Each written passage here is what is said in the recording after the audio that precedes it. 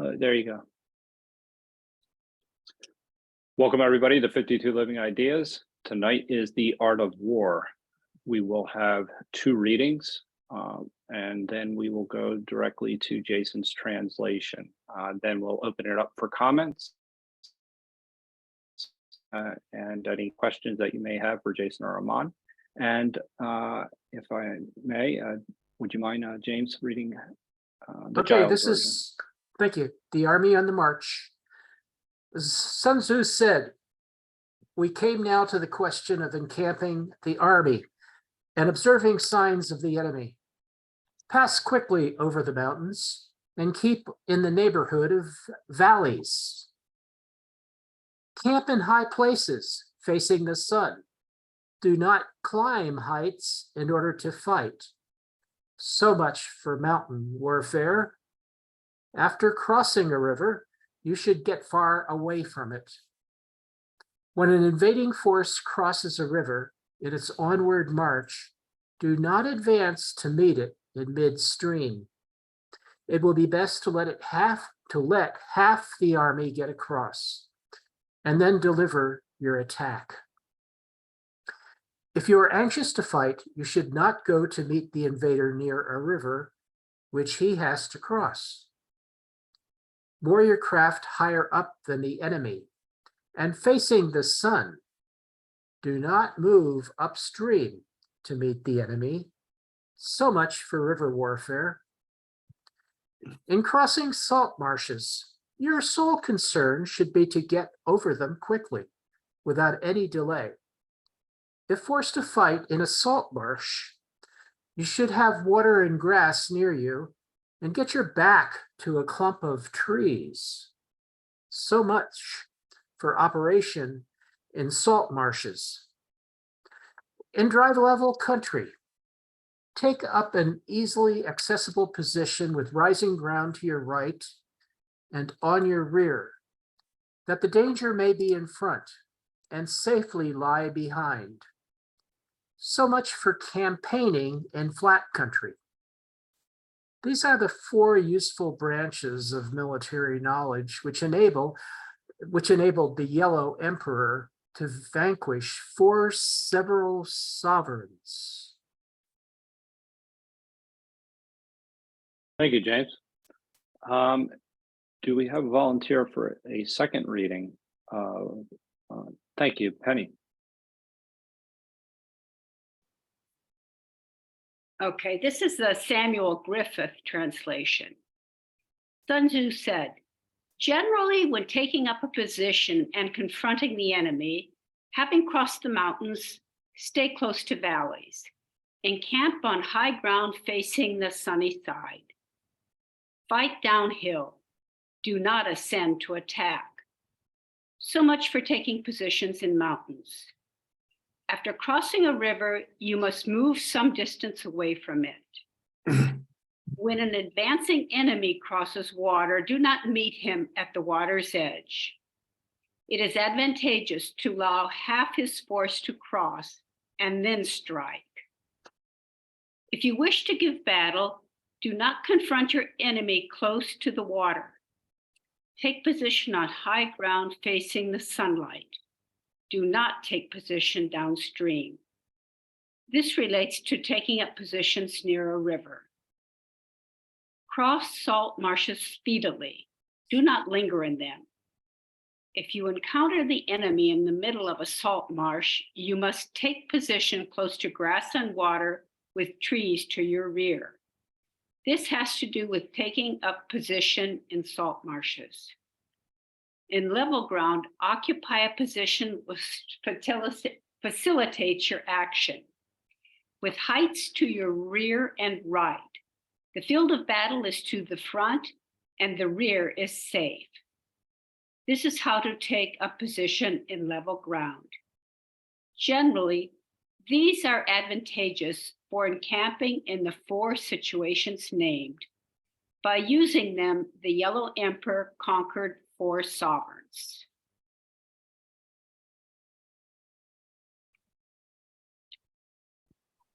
Thank you, Penny. So, Jason, would you like to go ahead and share your translation?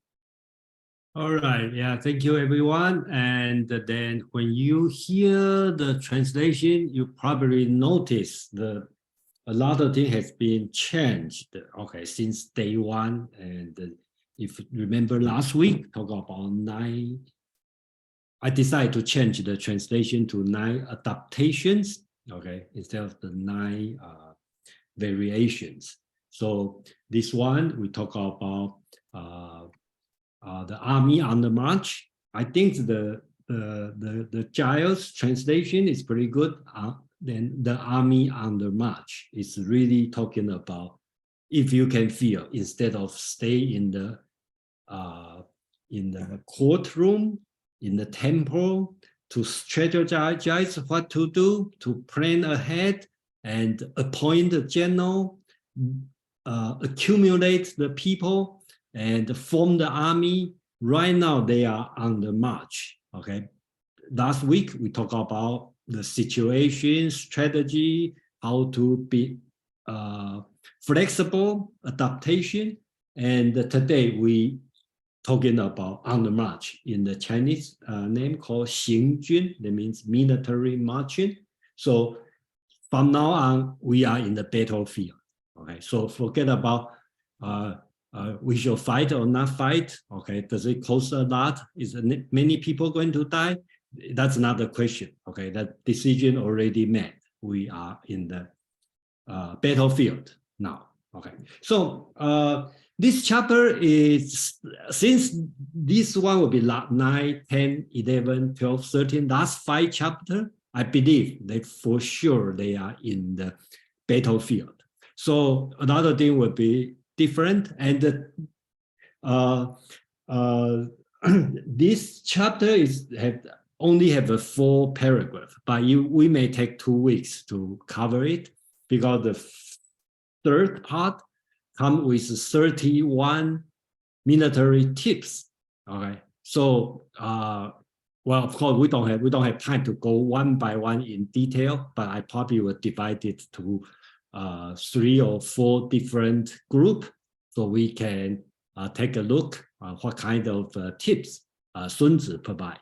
Okay, so that's the part this chapter we are doing. And then we move on, then chapter 10, chapter 11, you really face a difficult, very long chapter, and talking about the ground, okay, the terrain, okay, the land. So because during that time, the most important thing is they all foot soldiers. So basics, the ground, the earth is the most important thing.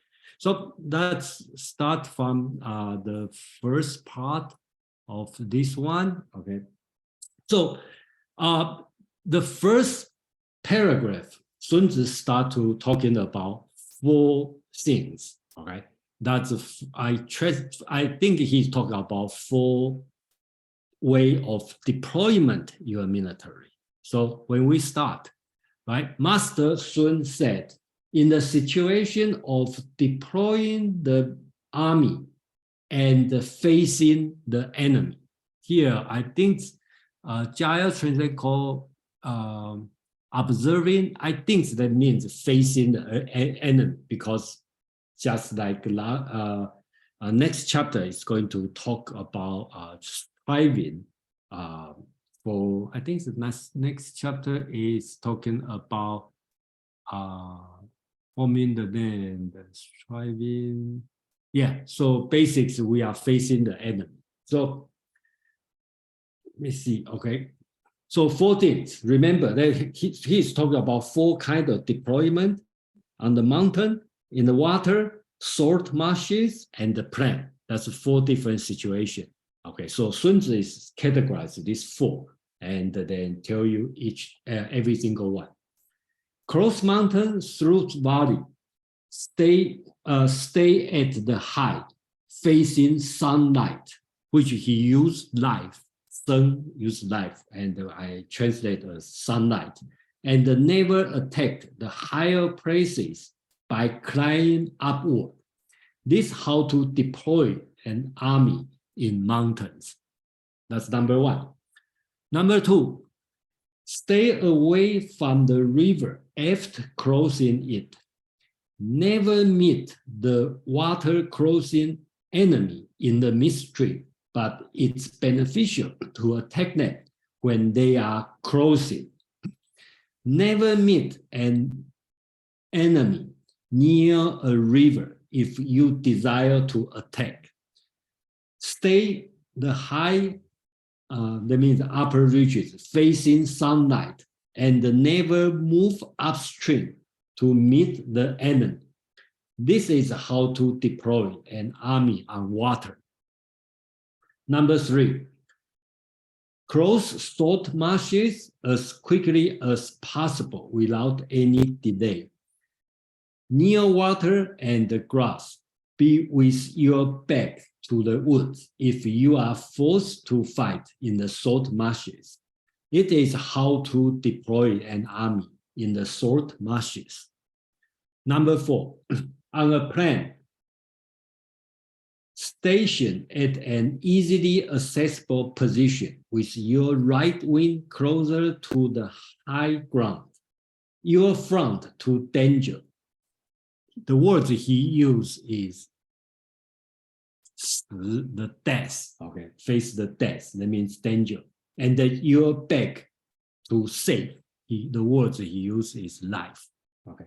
So this is how to deploy an army on the plane, okay. So in the Chinese military, traditional will use life and death, okay, to represent dangerous situation and safe situation.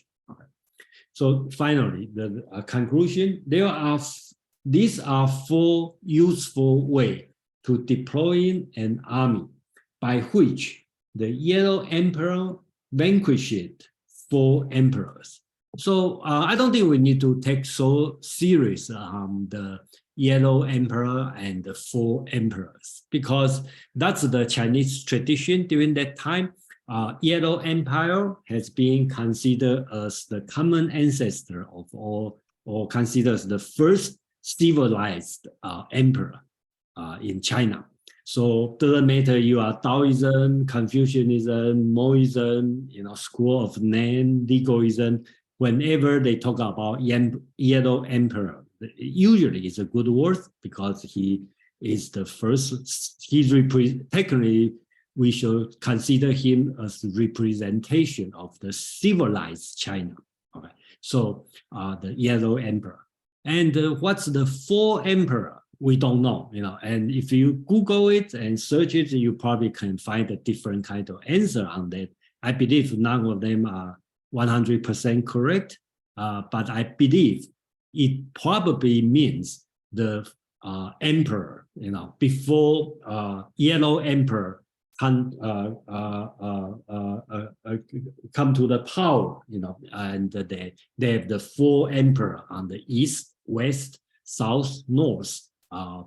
He had to conquer all of them, and then Sun Tzu attribute the strategy, these 4 advantages Yellow Emperor used to conquer the surrounding. And why you put 4? And usually I think it's related to 5 elements. On the east, which is water; on the west means gold; on the south is fire; on the north is wood. So basically in the center, that's Yellow Emperor, which is earth. So I think that's generally what they mean. And then that's why he put Sun Tzu used this one as a sales pitch, right? That's the way Yellow Emperor, these 4 different kind of deployment he used to conquer the 4 emperor. Yeah. Thank you. And Amar, please. Thank you, Jason. I am inclined to agree that appeals to the Yellow Emperor are usually done for a rhetorical reason, though I do think there's some particular reason for 4 that may even go beyond those sort of cardinal compass points, but attaches to them as well. There are 4 types of terrain or marching deployments that he's listing out here. And just thinking about where sort of the Yangtze Valley, or not the Yangtze, but the Yellow River Valley is, and where modern day Xi'an is, near the ancient capital. That sort of region, if you think about north, west, south, east from there, you can see why rivers, mountains, salt marshes, and plains make up those sort of terrains. It would be where you would be, what you would be traveling through in traveling in any one of those cardinal directions. And so I think there's a synchronicity at work there as well. I also believe that this chapter, where it starts off, it feels a little odd to be telling people where they should be deploying or how they should be deploying, because that feels very sort of rote military knowledge to us now. Like the very first one about in the mountains, keep the high ground, don't attack high ground, try and keep, the sunlight to you so that your enemies can't see your movements easily. Seems very common sense, but there's a real tell here, and it has to do with the norms of the type of warfare that would have preceded Sun Tzu's era, which would have been, like I've said, these sort of formalized ceremonial charioteering battles. But you think about what that means. It means forming the armies onto a battlefield so that they can face each other, so that you're all in regimented order, so that everyone has got a chance, and then you go and charge one another with chariots in a big bravado display of your bravery. What Sun Tzu's telling his audience here is, don't do that. Don't stand on ceremony. Don't wait for their formations to necessarily be where you think they should be before you attack. There are advantageous times and manners in which to attack somebody from the mountains, while crossing a river, while on a plain. You want to do it this way because the goal isn't to have a good showing. It is to win, full stop. And so even if it breaks decorum, attack them when they are remounting after a hard river's crossing before they formed up. Attack them when they are below you on the mountain slopes, down a valley ways below. Take advantage of this natural terrain and the natural setting so that you don't, miss an opportunity when it presents itself. Thank you, Ahmad. So Jason, do you want to go ahead and comment, and then we'll come to Anne and anybody else? I definitely want to forget to talk about this one, about the four emperor related to the four direction, and also associated with this four deployment.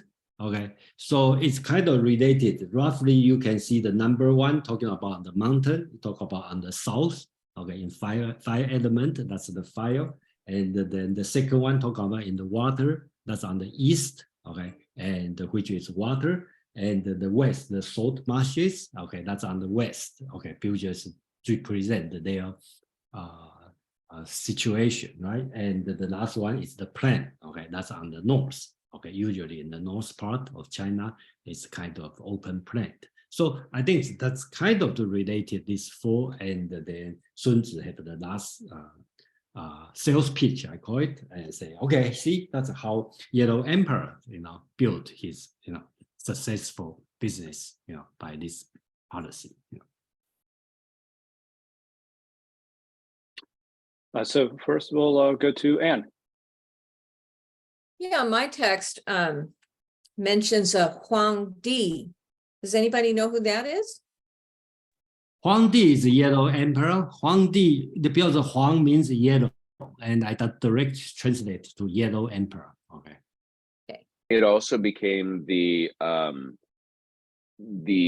label for every subsequent emperor. They would refer to themselves as Huang Di, and that, subsequent after the Emperor Qin ended the Warring States, and Qin Shi Huang Di.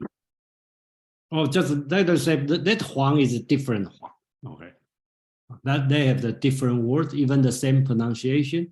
Okay, so I don't want to try to be too picky, but basically all pronounced as Huang, but the this Huang is yellow, and the Qinshi Huangdi, that Huang means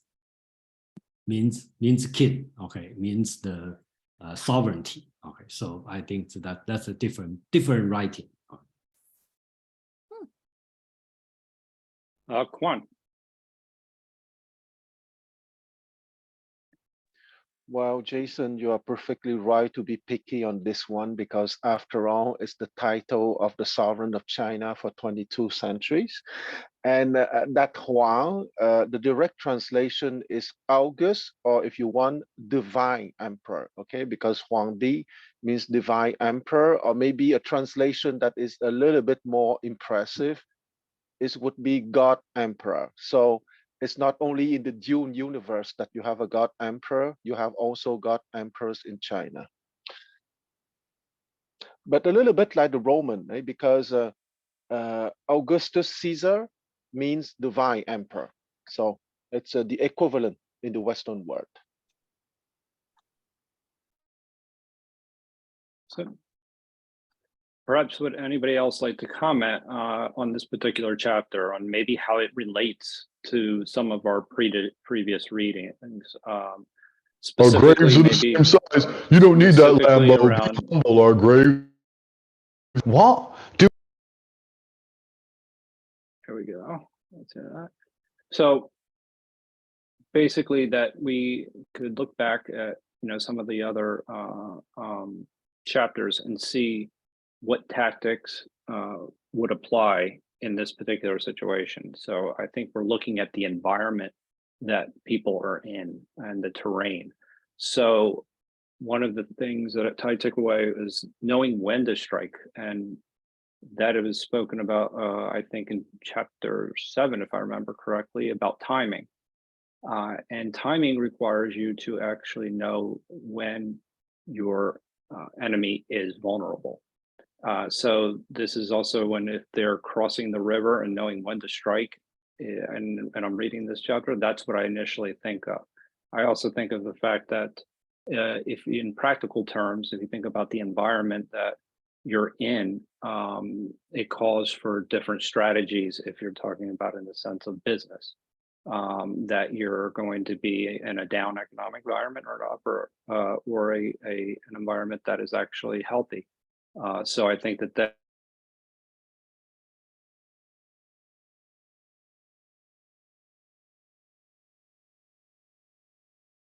You froze. Yeah, I think it got froze. Yeah, Joe froze. Yeah, let's go ahead, David. Yeah. Well, if Joe comes back, we'll let him take the floor. Gee, he looks so peaceful there. All right.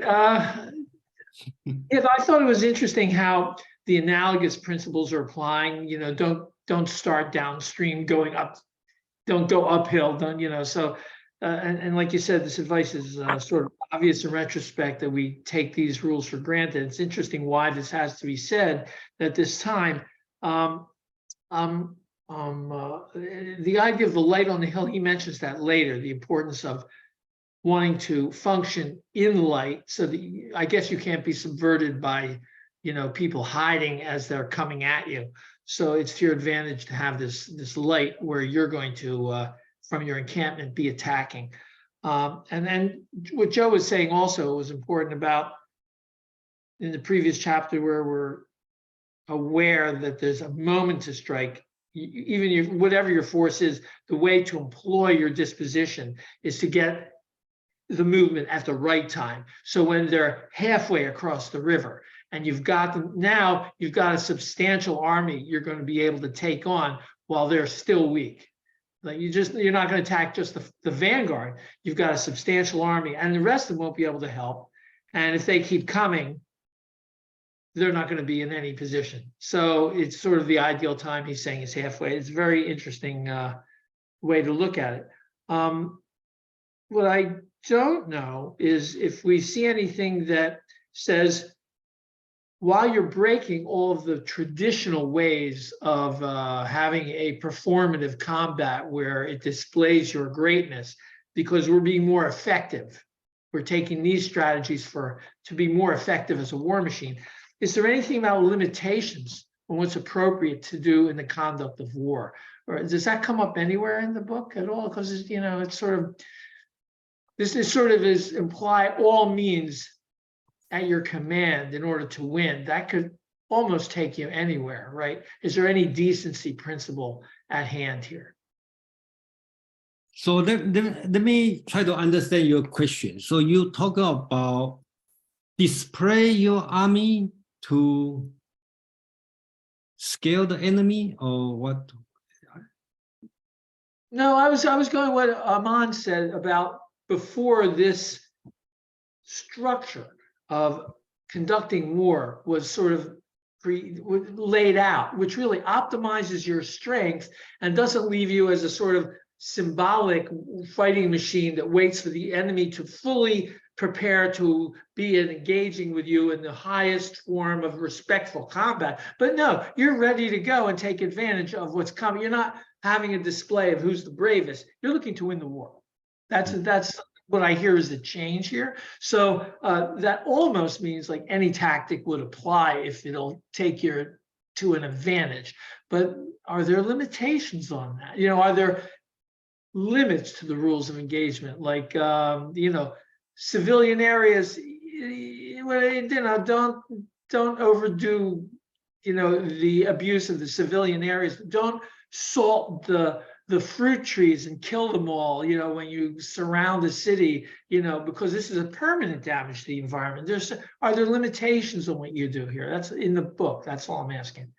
Okay, I got your question. I don't think the Sun Tzu talk about this one. Only thing he keep telling is if the enemy is desperate, okay, be careful, don't push too hard. That's the only thing I know. But Aman or anybody probably know. But that could be an expedient that if if you're attacking something, an angry beast, that's like the worst thing you can. If they're desperate, it's the worst. That could be just advice about how to preserve yourself. I would answer this by saying the whole text is meant to be very self-serving, but you're asking about limitations, and I say those really were imparted earlier in the strategizing sections when you're talking about the idea of it's better to win an enemy to your cause. It's better to take their troops alive and convert them to your side. These aren't set as limitations, they're set as best practices, but Sun Tzu doesn't really put down a limitation. If it works, it's got value. And so the question is, are you thinking of working in the short term? Are you thinking of working in a more holistic sort of long-term stretch? Next up, we have James. I apologize. For my No, that's okay. I think he's talked a lot about decorum. I think that's really the meaning of the question. I think the Sun Tzu is very interested in decorum. I don't think he's self-serving. I think that's not a good characteristic of the way the book is written. The book is full of advice and practical tips obviously for the audience, for an audience. It's not a kind of like a way to get, I don't think it's like a way to get promoted or something like that. It's in the sense that this information is useful to other people. And I don't think it was just written upwards in order to get personal advance. It was a manual in which, in the same spirit as which a general today would write a manual for the rest of the military to use. And we've had that kind of thing. We have had directions from the best generals through history, although sometimes we've had those directions from I'm not sure about Clausewitz. Clausewitz was an actual field commander, or if he was a more of a philosopher. And previously he did say that you don't pursue the enemy under certain circumstances. He said always use the population to your advantage. Don't be careful not to mistreat a population that you're going to have to control. So in other words, if you have if there are spoils, go ahead and take the spoils. But if you're going to have to, this population is going to be on territory that you're going to control after the war, then you need to make sure that they're viable. You can't leave the population in tatters if you're basically contesting the enemy for their territory. So I think he's been, I think he has mentioned those things. He's mentioned the fact that you don't just rape and pillage. You're basically here just to win victory over an enemy. And there are issues of comportment and Amon used the right word for that. It's but I forget what it is now. Maybe he will remember what it was, the word. Best practices. No, it was deportment. Yeah, the correct deportment, for the army in general and for the individual troops. And that idea of there were some negatives, but mostly he was positive. The idea that you have to think twice about pursuing the enemy in certain situations, both to and one of the chapters, one of the more recent chapters, he was very practical. You have to use guerrilla tactics to harass the enemy in certain circumstances when they're retreating. So that's a very important military practice. But on the other hand, you don't want to ever push the enemy into an impasse in which the enemy will actually be dangerous to your troops. So always leave them an exit route. So yeah, there's a lot to think about there on the side of caution when you're involved in warfare. Thank you, James. Kwan. Yes, I think that we have once again to divide the advices of Sun Tzu in terms of expansion of comprehensive national power and of maneuvers on the battlefield. Because in terms of maneuvers on the battlefield, I think that the interpretation saying that there's a stark contrast between the battle between noblemen of the spring and autumn period, meaning 770 BCE to 453 BCE. Those battles between gentlemen are very different from the industrial battles of the Warring States period after 453 BCE. So in terms of direct maneuvers on the battlefields, it was ruthless, and it was the ideology of winning at all costs. However, on the higher level of understanding of the expansion of the comprehensive national power, if I may use such an expression for that time, it was much more, it was softer, okay? It was, the idea was to gain people and to gain land and not to destroy everything. And I want to finish with the example once again of one of my, a group of heroes for me, the Ying noble house, the group of aristocrats having created the Chinese Empire in 221 BCE, or the first Chinese Empire in 221 BCE. At the level of politics, they always thought to the fact that they have to gain lands and population. And even before attacking the Han Kingdom, I think I gave that example in 230 BCE, they even invited the peasants of the Han Kingdom to come to their Qin Kingdom, because the Han peasants knew that their kingdom would fall in the next 2 or 3 years. So it's not, at the political level, it's not destruction for destruction, it's expansion of land and having more people and expanding the comprehensive national power. But at the battlefield level, after 453 BC or more or less, the goal is to win and not to act like gentlemen on the battlefield. And I finish here. Thank you, Jason. You want to respond? Yeah, I kind of like continue from what Huang said, and then point to David's question about the limitation.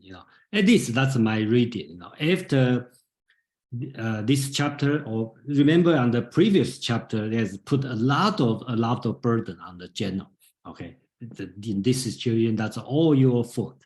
So if you ask me, myself, that's my understanding. Past this point, there's no such thing as moral. Okay, yeah, I walk through the text constantly. Sun Tzu used the word plunder. Okay, plunder the village for your own benefit. Plunder something. So basics, I think it's ruthless. Okay, only moral is winning the war. That's it. Okay, so that's my feeling on that. So if you ask me about limitation, about what's the moral sense for the general, probably nothing moral, just win the war. That's it, because all the moral sense is past already. That's my understanding. I'm not saying I agree that's the right thing, but that's what I understand. What Sun Tzu said is this. Thank you, Jason. I'm sorry, David. Forgive me. Yeah, just one little other twist on that. Anything said about the treatment of prisoners, or is there no such thing as a prisoner? Yeah, I think at the beginning you talk about the better, and to have them work for you. You capture the chariot and mix with the flag, with you. And do you kill the prisoner? I think that you don't. But if you have to, then you have to. I think he didn't say that, but Yanfei, I'm saying your name correctly, I hope. Yeah, that's good. Yeah, no, I just wanted to say briefly that I'm really surprised by a lot of what I've heard about how this is about winning at all costs and playing dirty to some degree, because I guess, I'm relatively new to this. I'm just starting at chapter 9.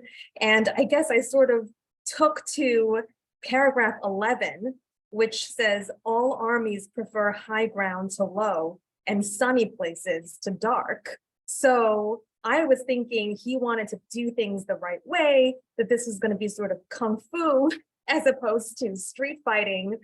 So it was very interesting to hear the other perspectives, especially about how he may actually take to guerrilla warfare, because I had specifically made a note about how that paragraph is antithetical to guerrilla warfare. So very interesting to hear what other people have to say.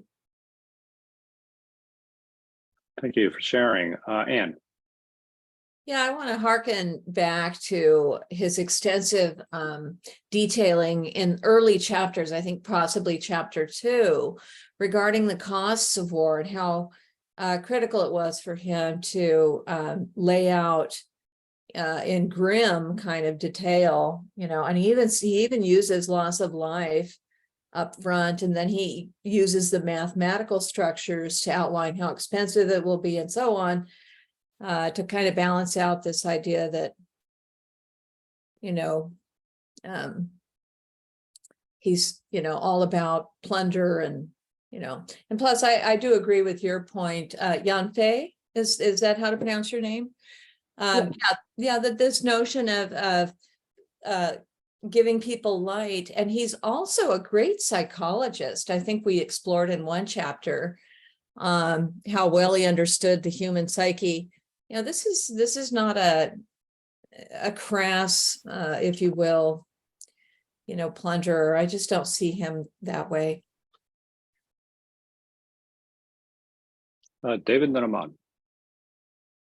Right, but yeah, Iman had said that before this was a period where there were more formal styles of engagement, but a big component of this text has been, up to this point, how to deceive, how to use deception, how to not be fooled by deceptions, and that use deception to mislead their informational advantage and for your own strategic advantage. So that seems to be something that is maybe in a historical motion here, a switch. I'm glad Amon's going to talk now. So Aman, please. Actually, Amon's just going to read. Ho Yun Su commentary on this chapter. During the spring and autumn period, the Duke of Sung came to Hung to engage the Chu army. The Sung army had deployed before the Chu troops had completed crossing the river. The Minister of War said, "The enemy is many. We are but a few. I request permission to attack him before he has completed his crossing." The Duke of Sung replied, "You cannot."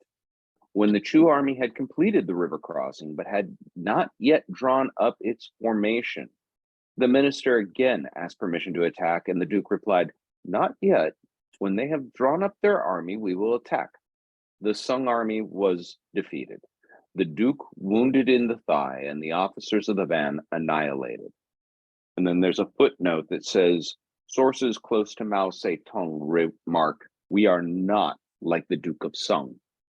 The takeaway here is the Duke of Sung was standing on that formal ceremony of what to expect, how to treat an enemy with a proper decorum. No, they're crossing, let them cross. They haven't formed up, let them get into formation, and then they were beaten severely. Mao Zedong years later's report is that he was said, "We will not be the Duke of Sung." He took the lessons from the art of war, if he took no other ancient text, to say, what need be done, we will do. It sounds very brutal and utilitarian. There is, and joining in at chapter 9, it'll sound that way from here to the end, but the first chapters really do justice to saying quite clearly, this is a brutal and terrible engagement that will cost you dearly. If you don't have to do it, avoid it at absolutely all costs. Not just because it's the right thing to do, or it's the moral thing to do, or the ethical thing to do, it's also the cheaper thing to do. It won't cost you the treasures, which is where my statement about it being entirely self-serving.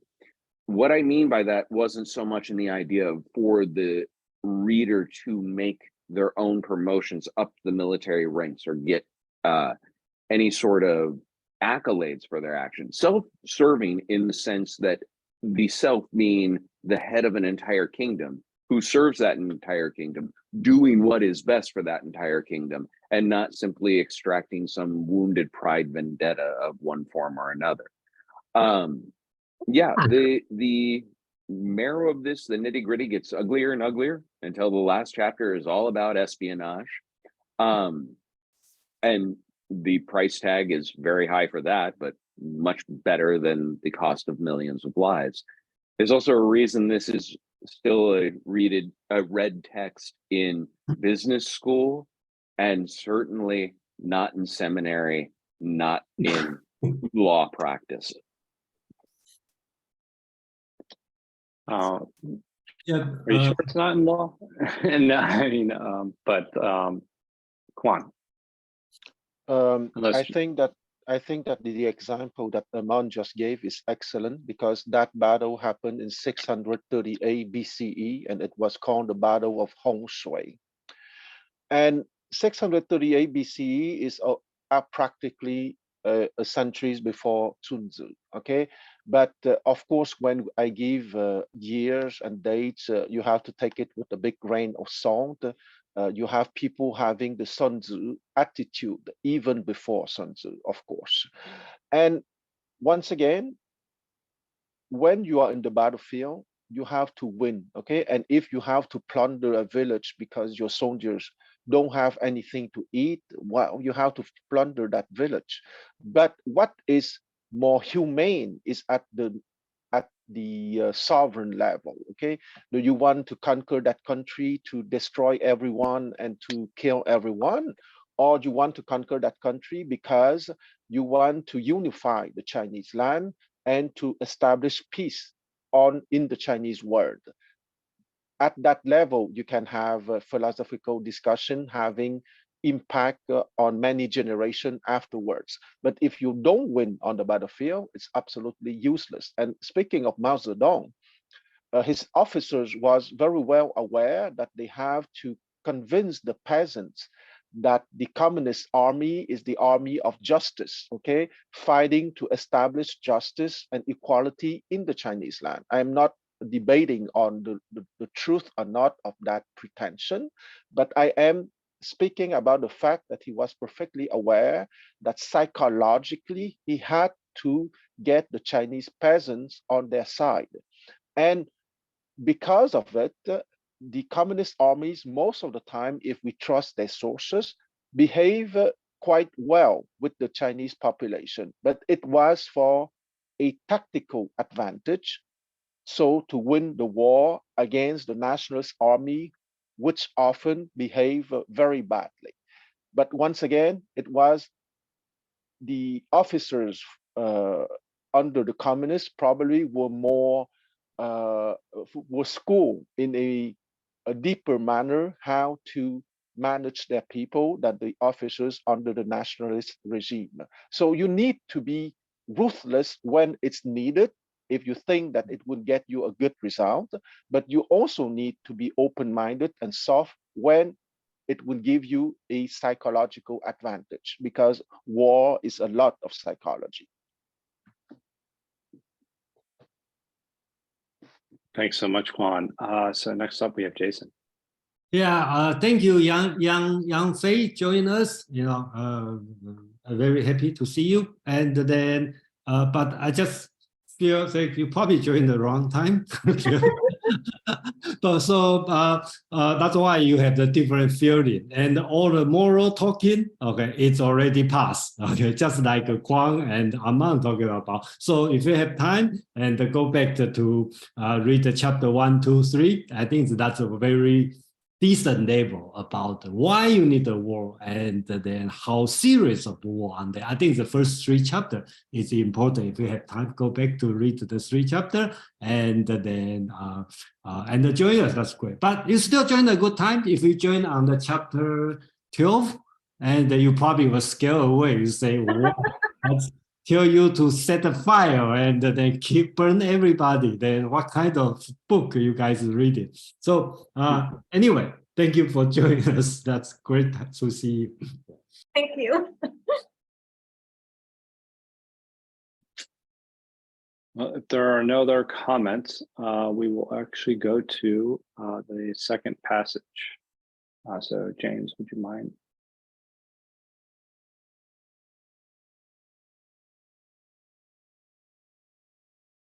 I have some fish in my mouth. I'm sorry about that. It's no problem. All armies prefer higher ground to low, and sunny places to dark.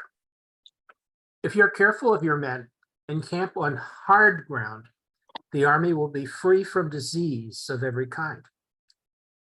And this will spell victory. When you come to a hill or a bank, occupy the sunny side with a slope on your right rear. Thus you will at once act for the benefit of your soldiers and utilize the natural advantages of the ground. When in consequence of heavy rains upcountry, a river which you wish to ford is swollen and flecked with foam, you must wait until it subsides. Country in which there are precipitous cliffs with torrents running between, deep natural hollows, confined places, tangled thickets, quagmires, and crevices, should be left with all possible speed and not approached.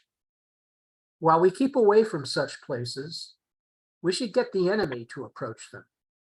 While we face them, we should let the enemy have them on his rear. If in the neighborhood of your camp, there should be any hilly country, ponds surrounded by aquatic grass, hollow basins filled with reeds, or woods with thick undergrowth, they must be carefully routed out and searched for those places where men in ambush or insidious spies are likely to be lurking. Thank you, James. Penny. Okay. An army prefers high ground to low, esteems sunlight, and dislikes shade. Thus, while nourishing its health, the army occupies a firm position. An army that does not suffer from countless diseases is said to be certain of victory. When near mounds, foothills, dikes, or embankments, you must take position on the sunny side and rest your right and rear on them. These methods are all advantageous for the army and gain the help the ground affords. Where there are precipitous torrents, heavenly wells, heavenly prisons, heavenly nets, heavenly traps, and heavenly cracks, you must march speedily away from them. Do not approach them. I keep a distance from these and draw the enemy toward them. I face them and cause him to put his back to them. When on the flanks of the army, there are dangerous defiles or ponds covered with aquatic grasses where reeds and rushes grow, or forested mountains with dense tangled undergrowth, you must carefully search them out, for these are places where ambushes are laid and spies are hidden. Thank you, Penny. Jason.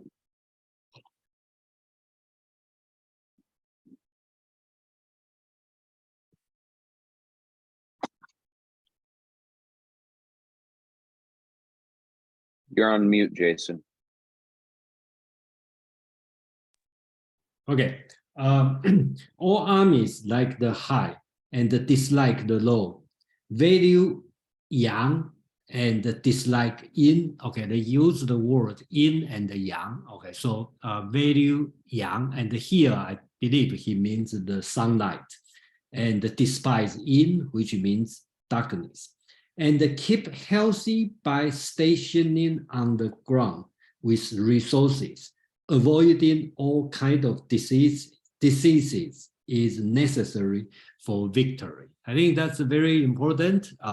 Not only Sun Tzu knows psychological is important, and he also taking care of it. He knows taking care of the health, avoid disease for the soldier. On hills or bank, station on the side with sunlight, he used yin and yang again. With sunlight, he is yang, with right wing back to them. This is the way to benefit the army by getting help from the natural ground. So I think next chapter we will talk about more on the ground, or I call it the land. Okay, so that's the thing they cannot change. So you have to adapt to the ground. So for the chapter 10, chapter 11, that's all about the ground.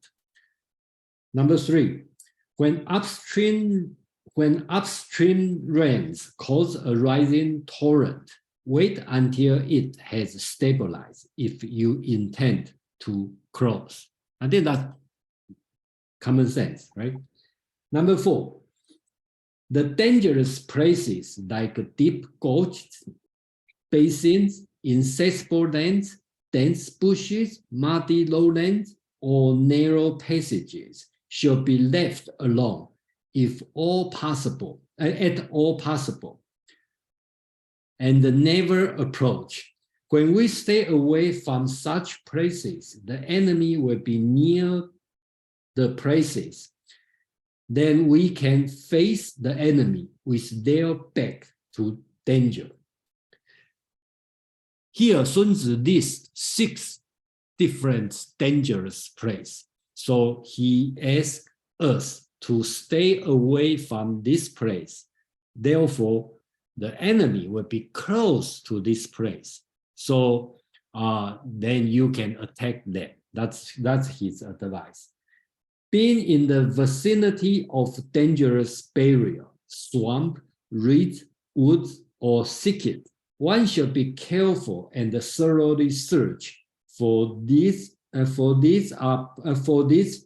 places where hidden trader, he meant the spy, are likely to stay. I think you Fujian, okay, he used the word Jian, that's the interesting word. That generally means bad guy, the people. So it could be spy, could be trader, could be scouting, soldier. This. One thing I like to pay attention is about this word. When you hear Penny read her translation, he used a lot of heavenly, heavenly, heavenly. Okay, that's this. Because you see there's a word 天, okay? So 天井, 天牢, 天罗, 天线, 天系, okay? They all use 天. That's why some translators translate as heavenly. I think that's wrong in my opinion, because 天 here means nature, okay? Not man-made versus man-made, nature way. So actually, in the Chinese military book, if you read the Romans of Three Kingdoms, this kind of novel, quite serious about the military strategy. And all these words are technical military terminology. Okay, so I have to, so this one, Tianjin means heavenly well. I think I kind of translate them here. You will see. Okay. Tianjin means the well, so I translate as a basin. Okay, so naturally prison, so I consider as inaccessible area. And Luo means a trap, so heavenly trap. That's a place with dense bushes. And then Xian means a pitfall, so heavenly pitfall. That means the lowland. Okay, and Xi heavenly cleft. Okay, that means a narrow passage. So that's the way how Sun Tzu describes the nature terrain. Okay, so he used heaven. Okay, but he doesn't mean heavenly heaven. He means nature. Thank you.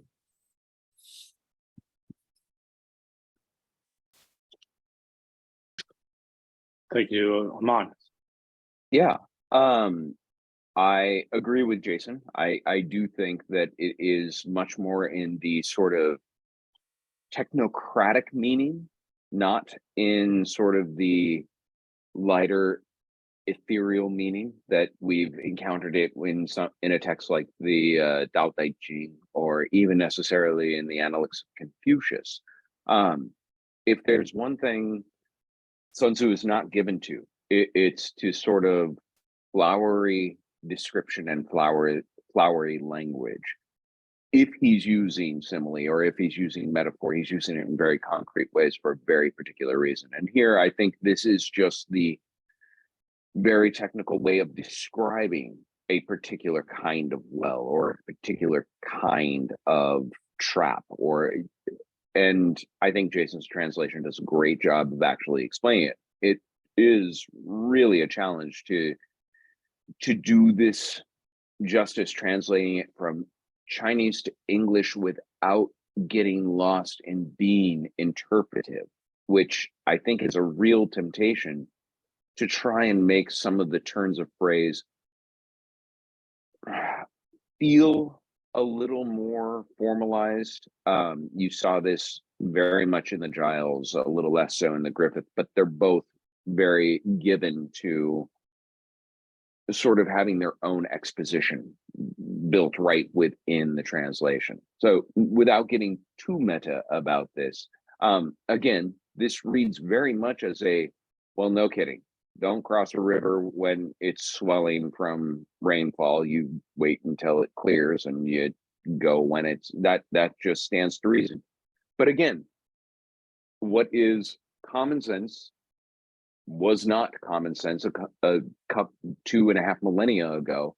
And you're talking to somebody to dissuade them against their own hubris. You're talking to generals who are given to death-defying stunts to make a name for themselves, to prove themselves. And Sun Tzu is cautioning away from this and saying, just don't go marching into a situation that you don't have to. Don't borrow problems that you don't need to.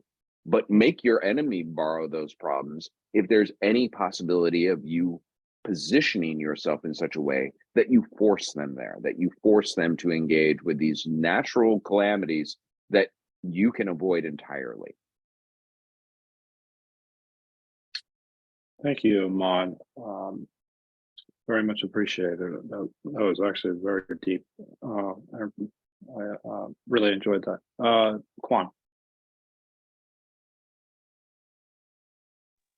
Yeah, I just want to stress the fact that Amon is very right to say that it's not a question of intellect, okay? Because even a teenager of 15 can write that kind of thing, but you have to put that in context, okay? In the long history of China, you had many disasters who has been provoked by generals or young aristocrats willing to prove themselves that they are worthy or even superior to their older sovereign. And that is part of precisely the cultural legacy of the Chinese aristocracy, okay, before the Warring States. Because if you watch Kurosawa movies of the Japanese samurai, you can see that that mentality based on honor, where you have to prove yourself and to shine in front of your peers and your superior.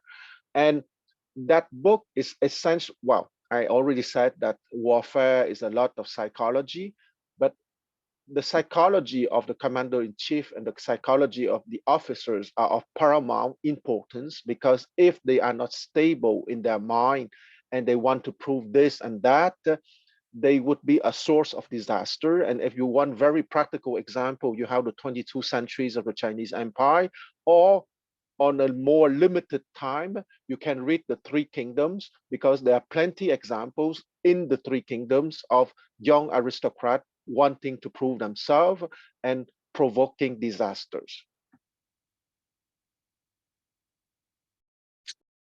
Thank you for that, Quan. Connie. Yes, following Amon and Quan, wow.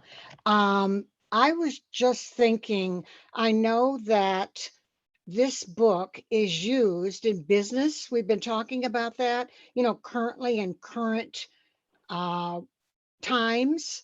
So I'm trying to, in my mind, think of this warfare, how maybe a corporation in fighting to get an account, or Pepsi against Coke or whatever.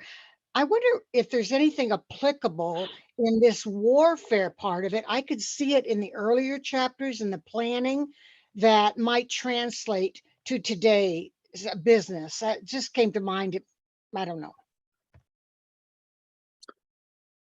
Would anybody like to take a crack at that? Amon, I think maybe borrowing, you know, offloading your problems would probably be I was just talking with a professor today about getting an MBA, and I said a soul is a terrible thing to waste, and I stand by that statement. But I digress. There are infinite number of occasions where you could actually see the tactics and even the scorched earth tactics of warfare applied in corporate settings. I can think of many, but I'll give you one that just comes to mind without necessarily coming down on one side or the other. Currently, Disney has elected to sue the governor of Florida. And this is a scary and interesting idea. And one has to ask the question, where is the business decision in this?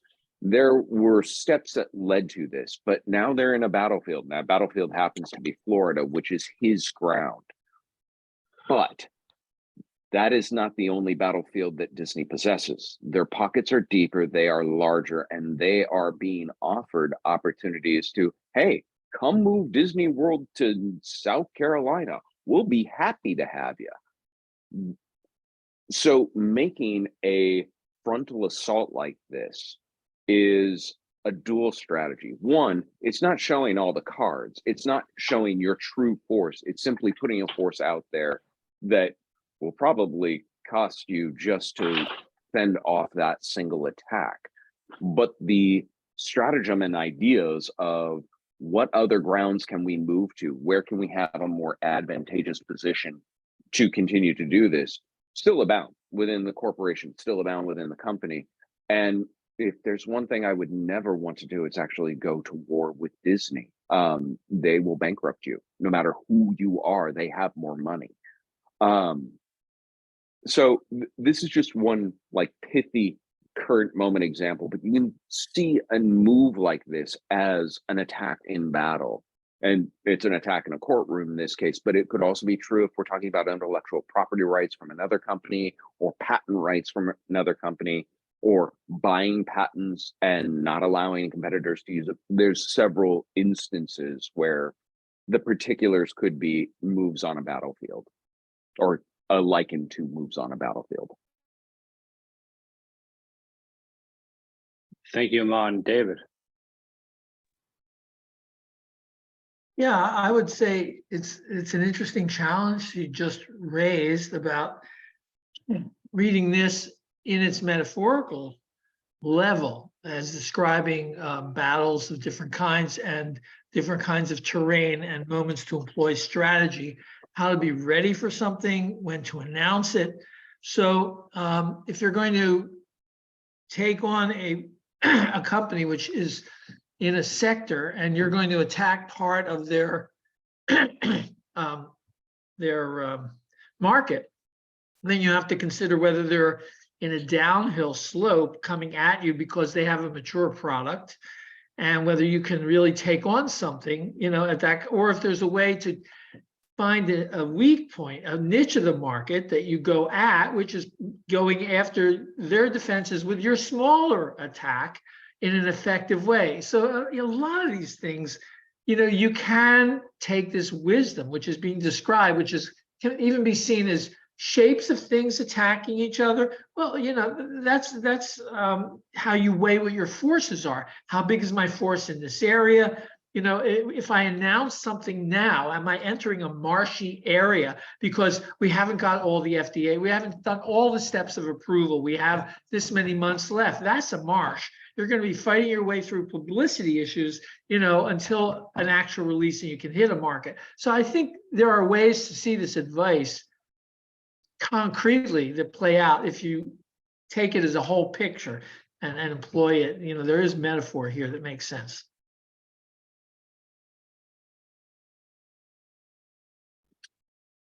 I very much agree with David. Go ahead, Jason.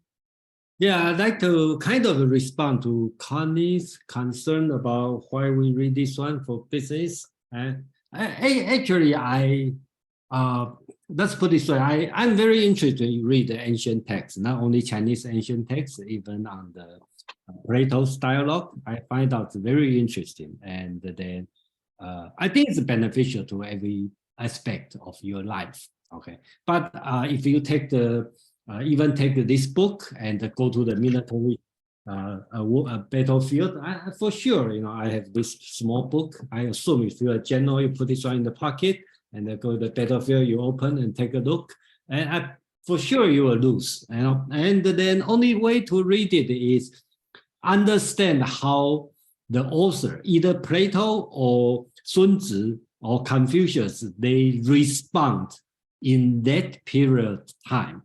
And that how is what we can learn, and which usually is not speakable. Okay, and usually it's you try to understand how they, just like Among Kwang, we all talk about during that time, it's a change from the nobleman's fighting, gentleman's game, to the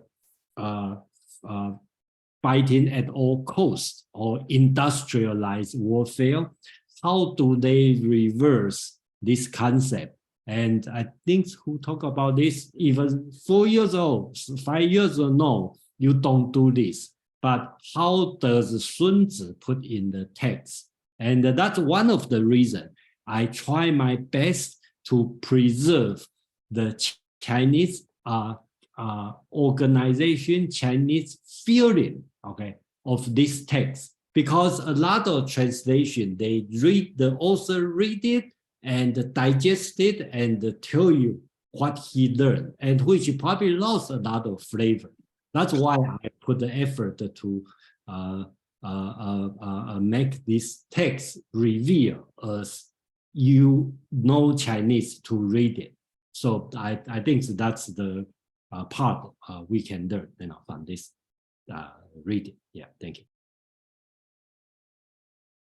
Thank you, Jason. Next up, we have James. Yeah, I just wanted to say in answer to that question, in this particular chapter, I think a good example of direct business importance is this idea of there are places where spies are likely to be lurking. So in other words, if you have business outreach programs, you're likely to have spies in those areas. You might have spies that hide out in your corporations. So that this occurs, so you have to be aware. But all through the book, there are things that relate.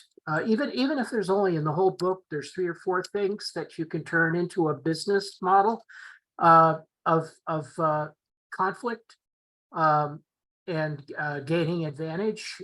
Besides the overall attitude of you've got to win versus you don't design anything in your battle plans to lose. That wouldn't make sense unless it was deception. And of course, that's part of the advice that Sun Tzu offers. But there's the idea that, for example, don't swallow in chapter at the end of chapter 7, he says, don't swallow bait offered by the enemy.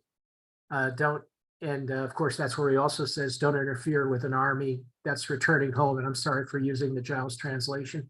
But that's those are, and also don't leave an outlet whenever the army is retreating, make sure you leave an outlet free. So in other words, you always have to leave the enemy room to maneuver. Those are all applicable to business strategy when you're combating where you're basically combating for market share or combating for product placement, things like that. So yeah, there's a lot of places here where if you think about these things correctly, you'll be able to make that transition from warfare to business strategy. Thank you. Thank you, James. Quan.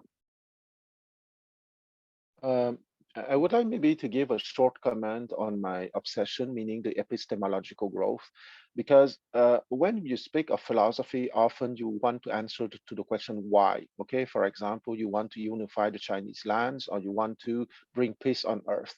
And I would say it would be the level of general strategy. Okay, and when you go down 1 or 2 steps, it's to answer the question how and what. It's rather what are the tactics or the logistic movement that you need to do. And I would like to give a practical example, which is most probably far above my pay grade, but I wouldn't take the risk to give that example. When Vladimir Putin decided to invade Ukraine, okay, he has been, in my opinion, too soft, because if he destroyed the infrastructure in terms of electricity and water at the beginning, he would have probably already won at this time. And because he hesitated for different reasons, I'm not in his mind, he's still in Ukraine. So sometimes when you don't want to be ruthless at the tactical and operational level, you might fail to achieve your strategic or your why question level. Thank you, Quan. We'll go to Anne. Yes, I don't know the chapter. I'm gonna say it's chapter 4, but he talks here about the highest art is to defeat the enemy without fighting. Then he goes on to, so that's the highest art. That's his notion of what's most skillfully done. The most skillful warrior defeats the enemy by using superior strategy. The next in merit prevents the enemy from uniting his forces. So it's the old divide and conquer thing. Yeah, James, do you have a response to that? Yeah, I just wanted to, not that one. I wanted to build on what Quan was saying, that when you're in a particular fight, you need to fight the war that you're in. You have to fight your war and carry out your plan, and not everyone else's. In other words, there's kind of like a market for war today, and this is definitely true in business. So you don't fight everybody else's war. You don't fight every possible war. You don't fight the maximum war. As a matter of fact, he says you fight the minimum war. You fight no war if you possibly can. So if it turns out that's what's advantageous to you. So you don't fight every war. You fight the one that is appropriate to your own advantages and necessity. Thank you. David. Yeah, I want to back up the birthday boy today and say, yeah, there are a lot of aspects of this text that are saying you lead the enemy around. You make them go play, you give them opportunities, you make them think this is what's going to happen. And the strategies that's driving things is your intention. So with the proper intelligence, you shape the actions of the enemy. That's in other words, you keep control. That's a great lesson. Sometimes it's, I think, the idea of inaction in the sense that if you're thinking about it in a business context, you kind of let somebody else go after a market that maybe you wouldn't get involved in for whatever reasons. So I think there's a connection there. And the other way I would look at it from a business perspective is divestiture. Like, essentially you're getting rid of parts of your business that no longer serve you, and you're offloading your problems to someone else if you can find somebody that purchased them. Aman. Well, after some of the examples, I wanted to make this just a little lighter and provide one more sort of contemporary and more concrete and reveal some of my geek bona fides. There is an expression in comic book fandom. DC does it first and Marvel does it right. They've been saying that for nearly 50 years. And these are two interesting companies because you think of two competitors. They are in the market of comic books, but that isn't the entirety of their market. In the 80s and 90s, they started really branching out into the ideas of film and other venues. And Marvel almost went bankrupt. They sold off a bunch of their properties in order to stay solvent. And now here we are 30 years later, and you look at which one is the behemoth of the silver screen. The Marvel Cinematic Universe is its own thing. Once again, bought by Disney, to mention that juggernaut of a mouse, but with enough power to still do its own thing. DC has struggled to find their footing, trying to march in the same footsteps as them. They can't compete in this new terrain of movies. They just can't seem to find the way to make the same adaptation, even though they try and try again. And so Marvel is kind of leading them around, teasing them, almost saying, I dare you to go ahead and try and make an ensemble film. I dare you to try and make this kind of film and make it successful. And it's been failing for them again and again and again. This would be a really concrete example of companies who go through different terrain with different degrees of success, but one finding their ability to basically lead the other around by the nose, even though almost everything they do is a carbon copy of something done years before in DC's headquarters. So that's just one more a little lighter example of terrain and business and the art of war in action. Yeah, and again, that comes back to timing, knowing exactly when to strike. James. I was just going to say, doesn't the Dark Knight sort of stand out as something that's Yeah, going I was to thinking- last forever and, exist as a masterpiece in history and sort of like I can absolutely blow have this out conversation and would be happy to, and I would agree. It just hasn't got the traction of franchise that they got with Marvel. So it's not made as much money, but I agree. Artistically, it was a masterpiece. Thank you.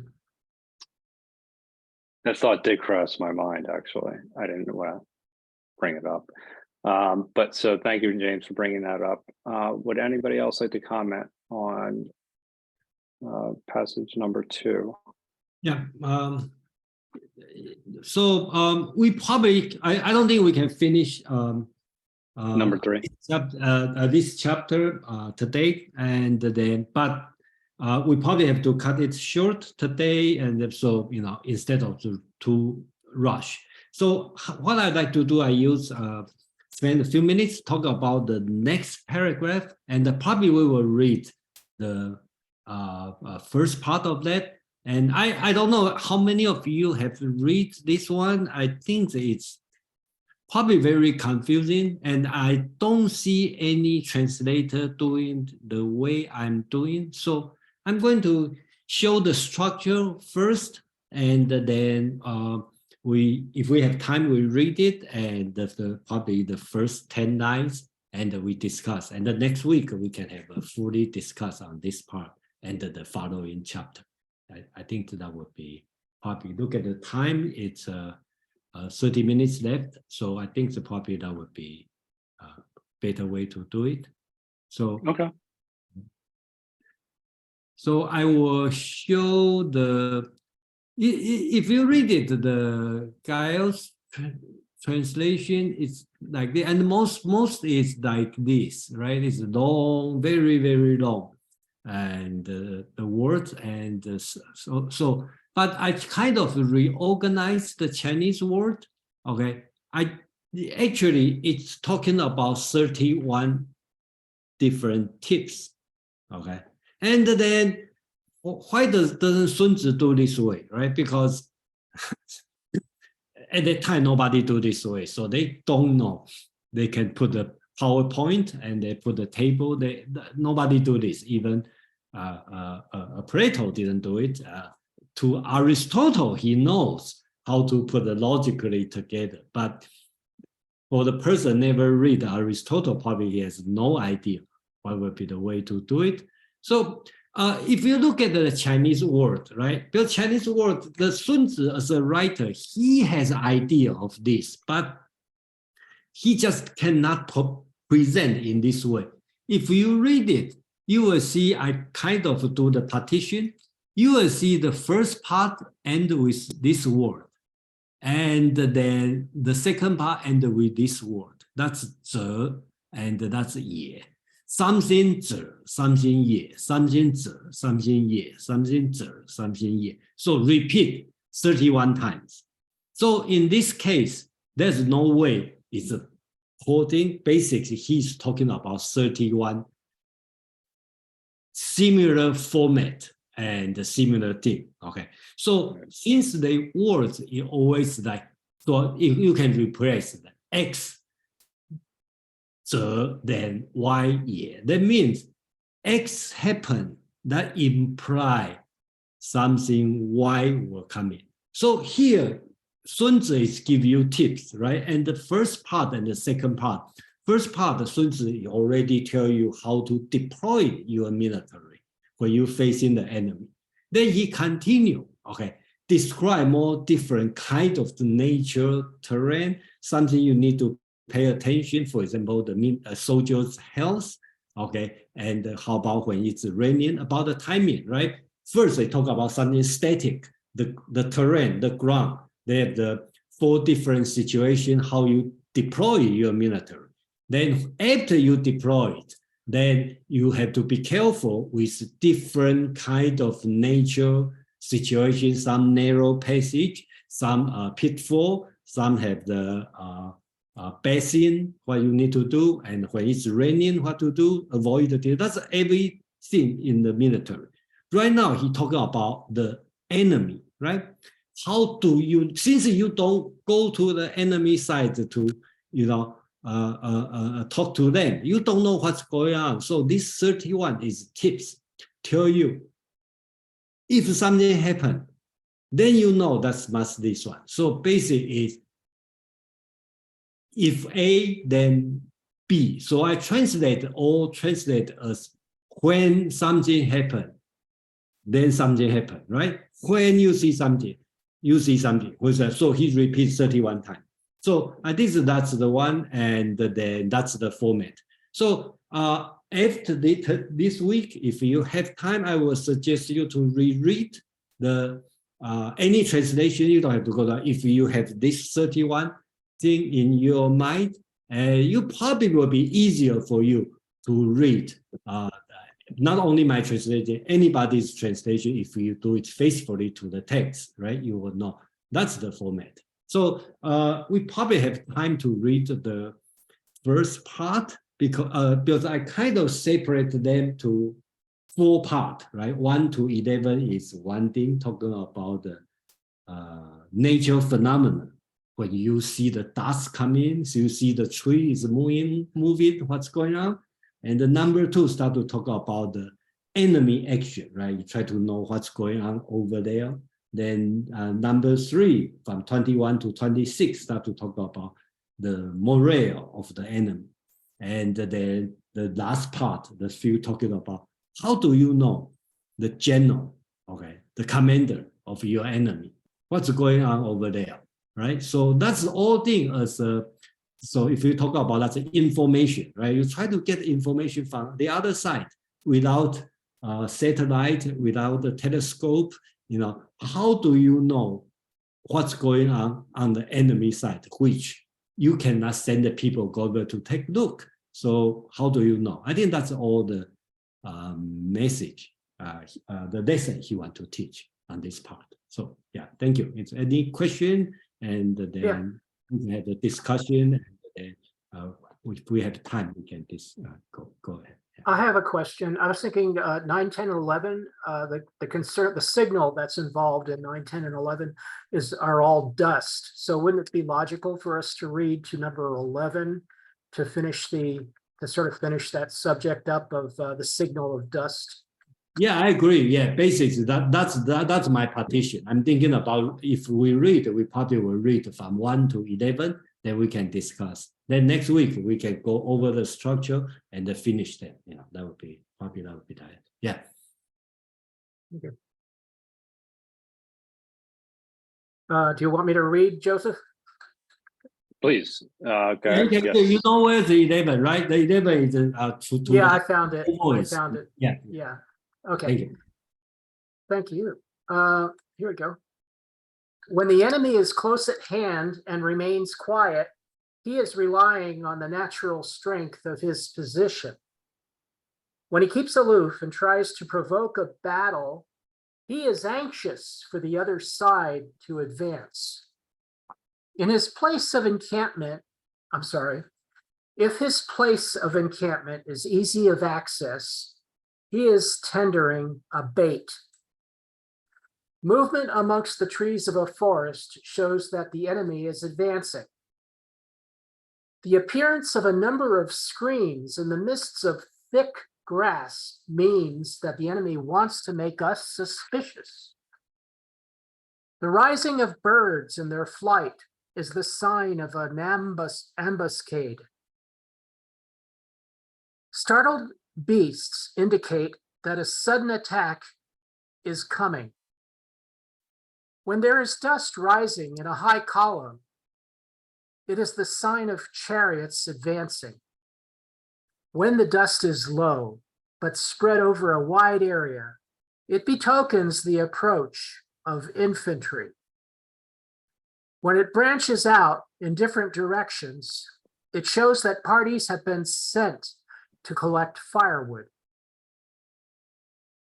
A few clouds of dust moving to and fro, signify that the army is encamping.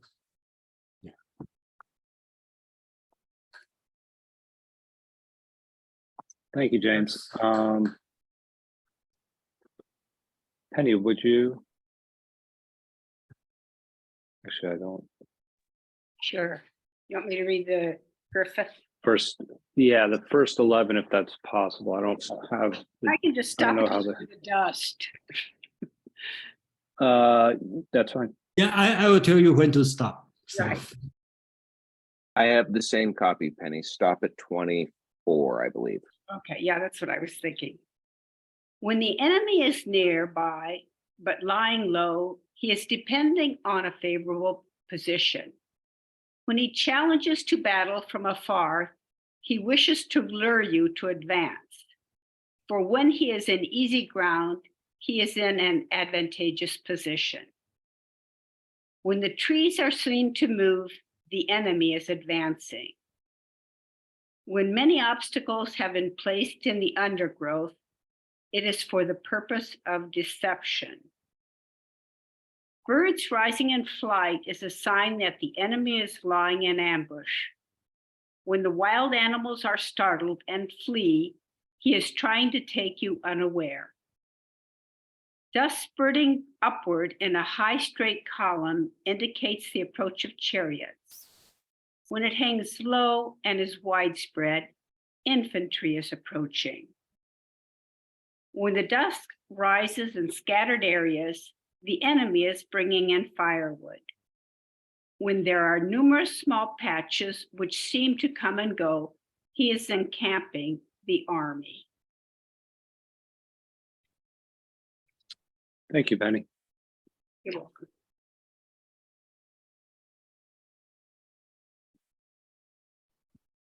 okay, so let me do the first part of this 31 so-called tips. When the enemies are near and quiet, they rely on nature's stronghold. Number 2, when they provoke a battle afar, they want us to advance. When they stay in easily accessible land, they induce us with profit. When you see movement among woods, the enemies are coming. When you see many barriers in the midst of thick grass, the enemy wants to confuse us. I think the reason is they pretend that they have a barrier, but basically there's no people over there. When you see a flock of birds flying, the enemy are hiding there. When you see frightened beasts, the enemy are launching a surprise raid. When there is dust rising high and sharp, their chariots are coming. When dust is low and widely spread, their infantry is coming. When dust is scattered and going different directions, the enemies are collecting firewood. So it's important to know they are collecting firewood because they are cooking, and that means they are stay there. Okay, I think that's important. And number 11, when a small amount of dust comes and goes, the enemies are encamping. So I will stop here, and Aman, and then we can have some discussion. Yeah. Thank you, Jason. I really like this chapter. I like this because it reads like a battlefield pamphlet of what to watch for, what to know, what to pay attention to, things that would otherwise be overlooked. And here may be the first time we move from a conversation or a text that is oriented towards higher ups and more into a text that could be handed over to a battlefield sentry or scout, just saying, look, if you see birds rise, say something. If you see beast, startle, let someone know. Even if they don't know why it's important, you as the general should have this knowledge on hand to know, oh, that's what that probably means. Oh, that's what that probably means.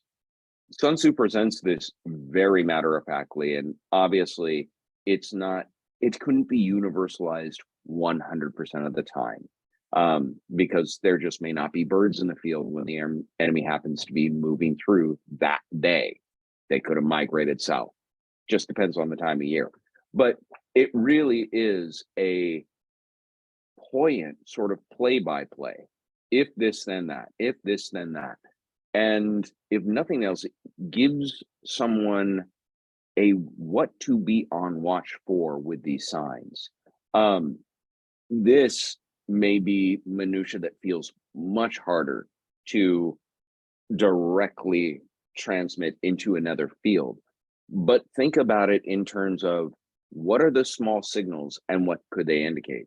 Wall Street brokers look for this all the time when they see any sort of signal that could indicate something. We're all, any of us who are news consumers are all listening to talking heads speaking of signs of recession. It comes up again and again and again and again. And every one of these markers that they point to and say, this is a sign of a pending recession. This is a sign of it. But as yet, we still don't have a recession. However, it's not that it didn't happen this time or it hasn't happened yet, doesn't necessarily make it wrong to look at those indicators. And that's really what this advice is don't neglect the small details, because the small details can herald something very significant on the horizon, something you need to take advantage of, something you need to be cautious of, something you need to take preemptive action to avoid, or something that you need to treat as your starting gun to go into action, whatever that action may be. Thank you for that, Aman. Does anybody wish to comment on the first 13 lines of verse number 3? Jenny, welcome. Oh, thank you for letting me in so late. It's Do okay. you think this kind of tactic is used today in 21st century and what's happening in Ukraine, for example, with Russia? Do you think this kind of tactic is used today? And other wars in other parts of the world, like what's happening in Syria? Is Syria? No. But I'm thinking of Ukraine and Russia. I'm just wondering, something like this type of tactic is still used. I have some thoughts, but James and David, would you like to go first? The only example I can think of that pops out of me is when the Ukrainians intercepted the Russian cell phone signals emanating out of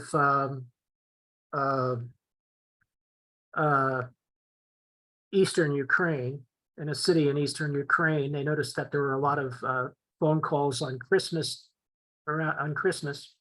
I think it was, maybe it was before Christmas, but they noticed all the telephone calls and they figured out exactly what building to bomb.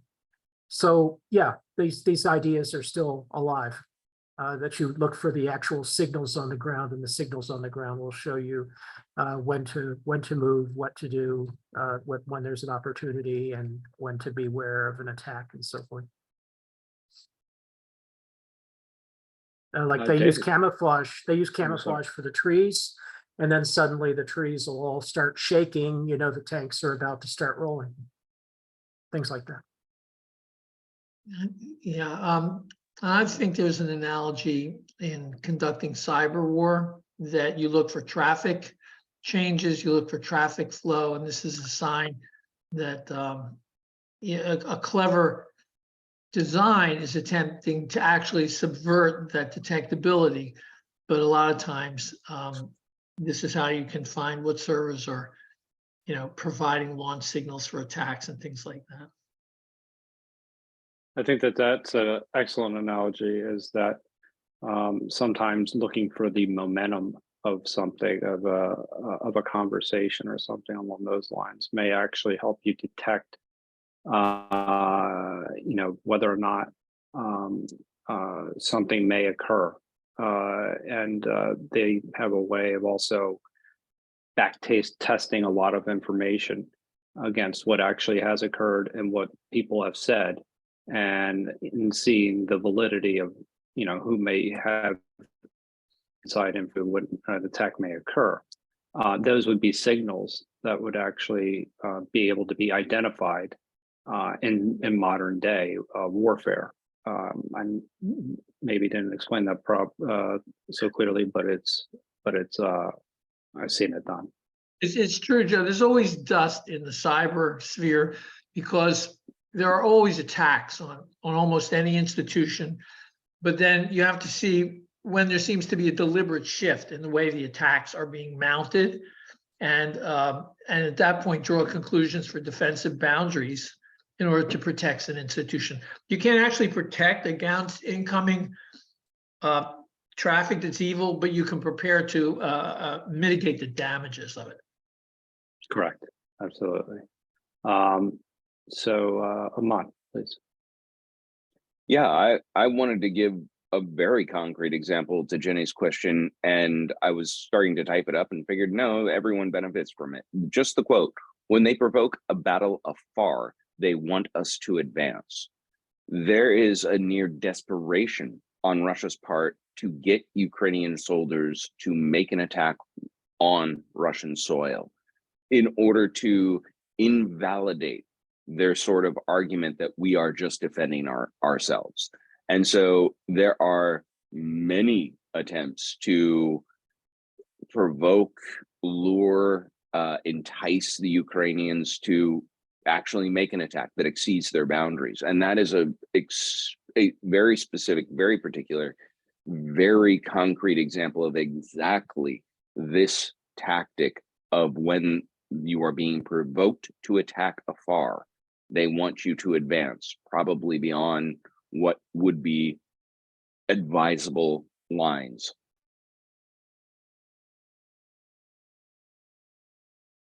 Excellent. Excellent. Are there any other comments about these first 13 verses?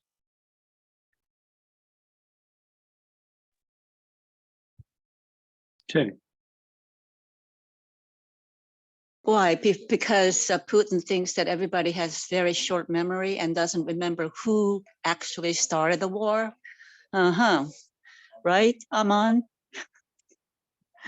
I mean, really, it's hard to argue with results. How long does the news cycle last any longer? And if there's any tangible proof that, hey, that's a Ukrainian missile in Kiev or in St. Petersburg or Moscow, game over. The entire country's on Putin's side. He doesn't have to worry about losing the support of his country. Wow, that is scary about what Putin thinks about his citizens. Wow, that's scary. So next we'll go to Anne. Yeah, these, obviously are depend on a reliance on the visual aspect. And I was just going to say, in the information age and with satellites flying all around, troop movements are pretty readily available. But that's all. I think that's an excellent point. There was actually, I remember there was a company, the satellite company, that was actually monitoring companies' traffic, actually, going into into the buildings as collecting information, essentially, like going into Walmart and going into different places to maybe predict sales. I forget what it was. I think the company was called FireEye, and essentially that it was just monitoring different potential signals of that would indicate that a business and how it was going to perform. So thank you for that, Jason.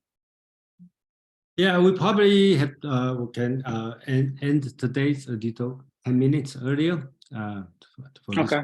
Yeah, probably because I have been debating, shall we push to finish or shall we leave for next week? Then I think probably just take our time. And the next week, probably if we have time, we probably can cover chapter 10 a little bit as a beginning, and build the chapter 10 the same situation. So we kind of can have cover 2 chapters in 3 sections, probably, that's, make one exception. And the chapter 11 is very long. I still have to work with Armand to finish the translation and then see how to work on that.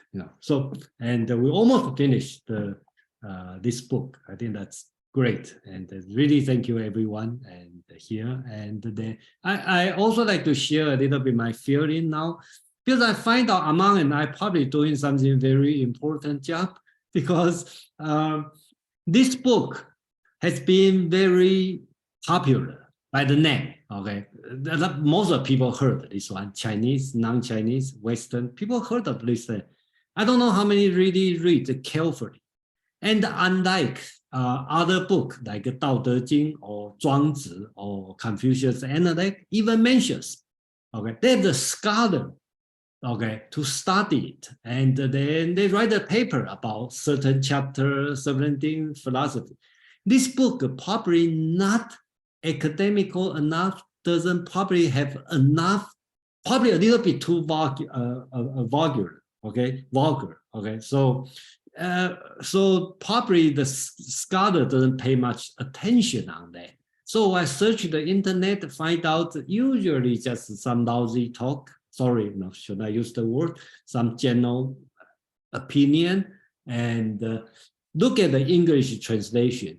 Basic is Giles translation. Sometimes they have new book publishing. When you look at the English, they still the same translation. So basically people pay attention and try to interpret and how to apply this concept. Not much people pay attention on it. So they leave a room for people like me and Armand to put the effort on that. Okay, so I think that's the probably the some contribution we might make. Yeah. Anyway, thank you everyone, and we can continue in next week. Thank you, Jason. We'll go to Allison and Armand, and then we'll. What I think is interesting is that even though we have all these satellites and everything to know when troops are moving, people are still so, surprised in that they don't have enough time to do something about it. Like when I think about Ukraine, they knew that the Russians were coming in, but like one of the things they did was they changed all the signs around so that they would get lost. And I think the thing is that generally, if you're in a time of peace, you're just kind of assuming that peace is going to go on. So even if you can see these signs, somebody's attacking or getting ready to attack, it's not really enough time to adequately prepare for that. And that's what sort of gets us, because you would think with all this technology we have, you could prepare, be ready. But I think war is still always a shock, because you always think people are gonna figure out a way not to go to war, and then it happens, and it's sort of like, this massive upheaval in everything, in every capacity. Yeah. Thank you, Allison. Armand. I wanted to thank Jason for the suggestion and for letting me participate in this. And I want to thank all of you. I enjoy this. It is good to do a deep read on this text, because Jason's right. The scholarship on it is thin. And it may be because it was considered part of the legalist school of thought. Even the very title, Sun Tzu, Bing Fa. Fa is that legalist moniker, and they were the villains for Chinese history after the Qin dynasty. The legalists bad. We'll still do everything they do, but we're going to couch it in Confucianism and make it much more palatable for everybody. So it may be that part of the reason it was ignored was that it just was a little too close to that. It could also be because it's comfortable to get that one interpretation that you think you like. You read it like Machiavelli and you're like, okay, I've got a strategy book. I'll go conquer the world and consequences be damned. But what Allison just said about the time to think about this sort of thing, that most people don't want to. They don't invest the mental energy when it's not right at their doorstep. And what Sun Tzu's great argument, his sort of meta argument overall is, think about this now while it's easy to think about, and plan, think carefully, because to simply react is folly. It is a recipe for disaster. And I think that that's the greater message that he is trying to get across to everyone involved. I got to run. Thank you all. I look forward to seeing you next week. And yes, I will work my tail off this week to get more work done on chapter 11. No, Not my bankruptcy, on the book. 11 like take 3 weeks. I still dealing with. Night, everybody. Good night. Thank you. Thank you, Amlan. David. Yeah, I wanted to just respond to what Allison had just said about not being ready for what was coming, or what are the choices on how to be ready for what is coming. And I think to a degree, some of the laws of war here that we're reading Sun Tzu played out in the response to the Ukraine, which was we weren't entirely unprepared. If we were entirely unprepared, that's what we saw in the prior decade with the Crimea. There was really no strategy for defense, and there was no way for them to defend themselves. And we saw that happen. And then we said, how do we avoid war coming up? Because we can't directly confront Russia. That's an escalation that we're not going to mount. That's the ultimate escalation. So, you know, when we saw 100,000 troops, you know, on the border and Belarus, the tanks lining up, you know, it was too late to do anything. But we had already, we saw the dust. That's the dust. We saw it coming. But we had already prepared for the past decade. Even though there was a peace inertia that Putin can't do it again, we were prepared in case he surprised us and fooled us and did the unthinkable again. So we were psychologically prepared. And we had prepared by providing tanks and training and materiel and logistics and preparation for how to conduct a war that Ukraine could defend itself at a higher level against one of the largest powers in the world. And the 3-day war turned into how many months? 15 months. So I think that shows that we, United States, sort of avoided war, but sort of also used some of these principles to prepare what kind of battle we're going to fight, or how are we going to aid a country in preparing itself to fight without knowing what Putin's ultimate strategy would be for the insane. So I think we saw some of this play out in the not worst possible way. It could have been worse, right?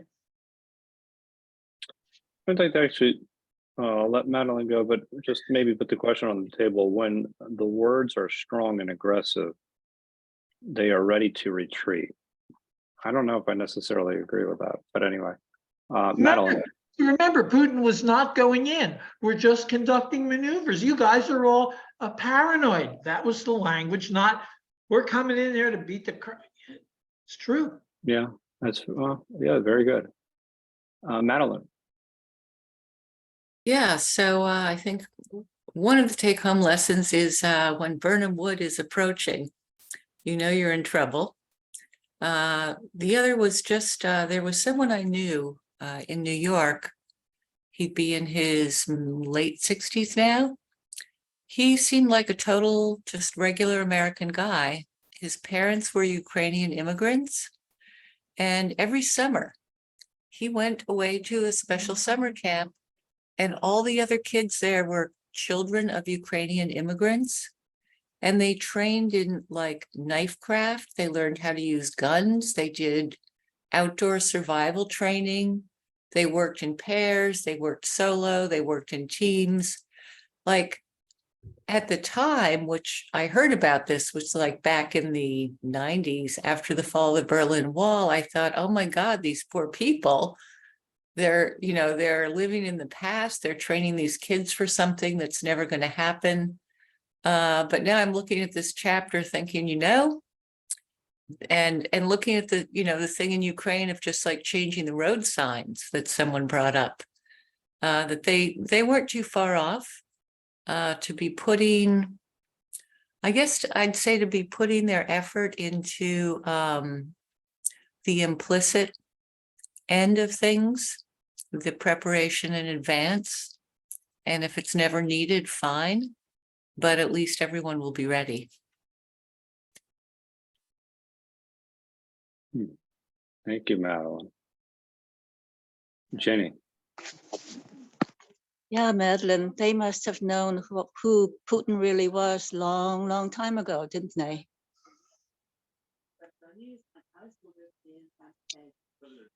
Well, that's the question on the table is like, what are people's takeaways from these three passages that we covered tonight? Their main takeaways, if anybody wishes to answer that question.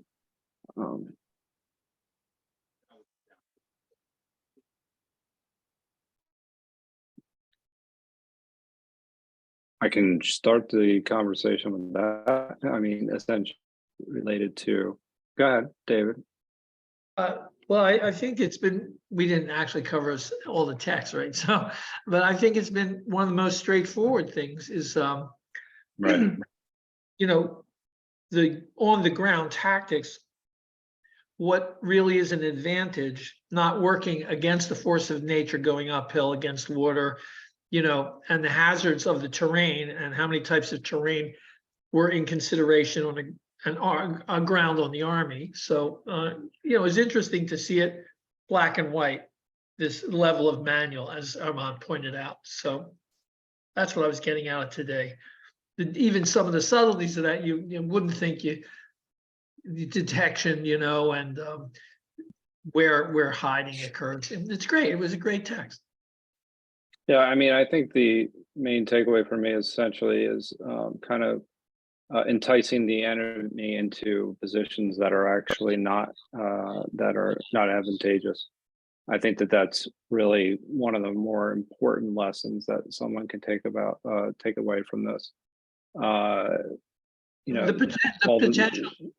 potential of a ground which is dry now, but is shaped like a V. When the waters come, you can't be there. It's like you have to think about that aspect of what's present. It's potential. Yeah, and potential, and that's one of the things that we can kind of look at is that what's available to us that otherwise, when we're not engaging in war, when we're not necessarily marching forward. So yes, we'll go to Quan. Yes, I want to explain the meaning of that chapter by going back many chapters.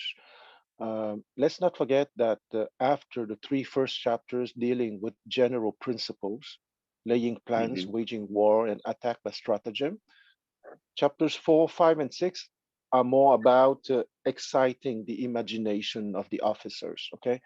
A tactical disposition, energy, weak point, and strong points. So I imagine that chapter 1 to 6 can be discussed in offices or in classes as West Point, for example, or any military academies in the world. Could be on the battlefield too, but I think it would be too late to discuss chapter 1 to 6 in the battlefields. And as Jason said very rightly, maybe an hour ago, even if it's not a very thick book, but it's not the kind of book that would be a good idea to have in your pocket when you're in the battlefield. Because when you read the book, it's to provoke a brightening of your mind, okay, in terms of intellect, imagination, and emotional stability. And from chapter 7, which is maneuvering, variations in tactics, the army on the march, terrain, the night situation, attack by fire, and use of spies. I would say it's only reminders, okay? But I would expect that the officers have those stuff in their memory. They don't even need a copy of those, okay? But they need to be given some basic situations from which they would have a springboard or a basis or foundation to use their imagination, their mind, their adaptability on the true ground.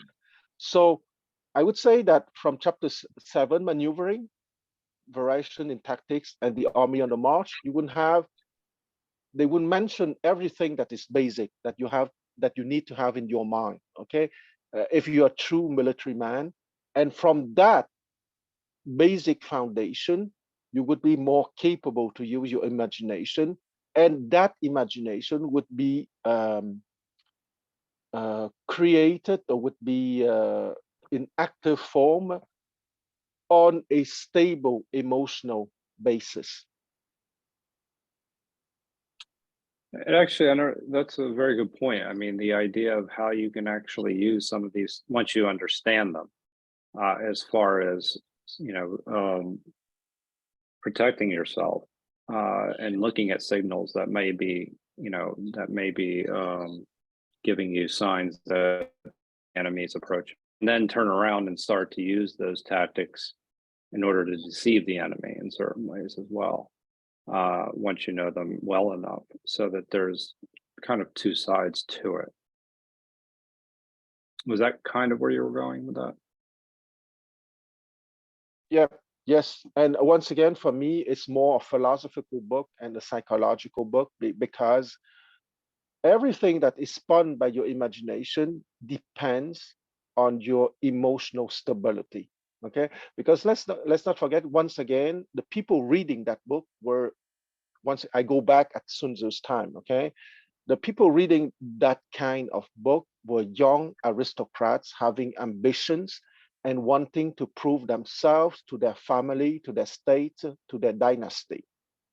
So it's not a surprise that there are many reminders to be stable, to take into account justice, to think to the future, not to be carried away by your pride, and so on. Okay, because if you're not stable emotionally, everything that would be spun by your mind would be garbage, and you would destroy your army and your state. Very interesting. The role of kind of, yes, of temperance, I guess, to a certain degree, or just being, again, stable overall. It's not just temperance, but will allow you to, you know, to think about things more clearly and objectively, as opposed to just reacting to a particular situation, which is true in every interaction, if you think about it, but especially so when your life is on the line. Allison. I think the biggest takeaway that I get is that you have to notice absolutely everything.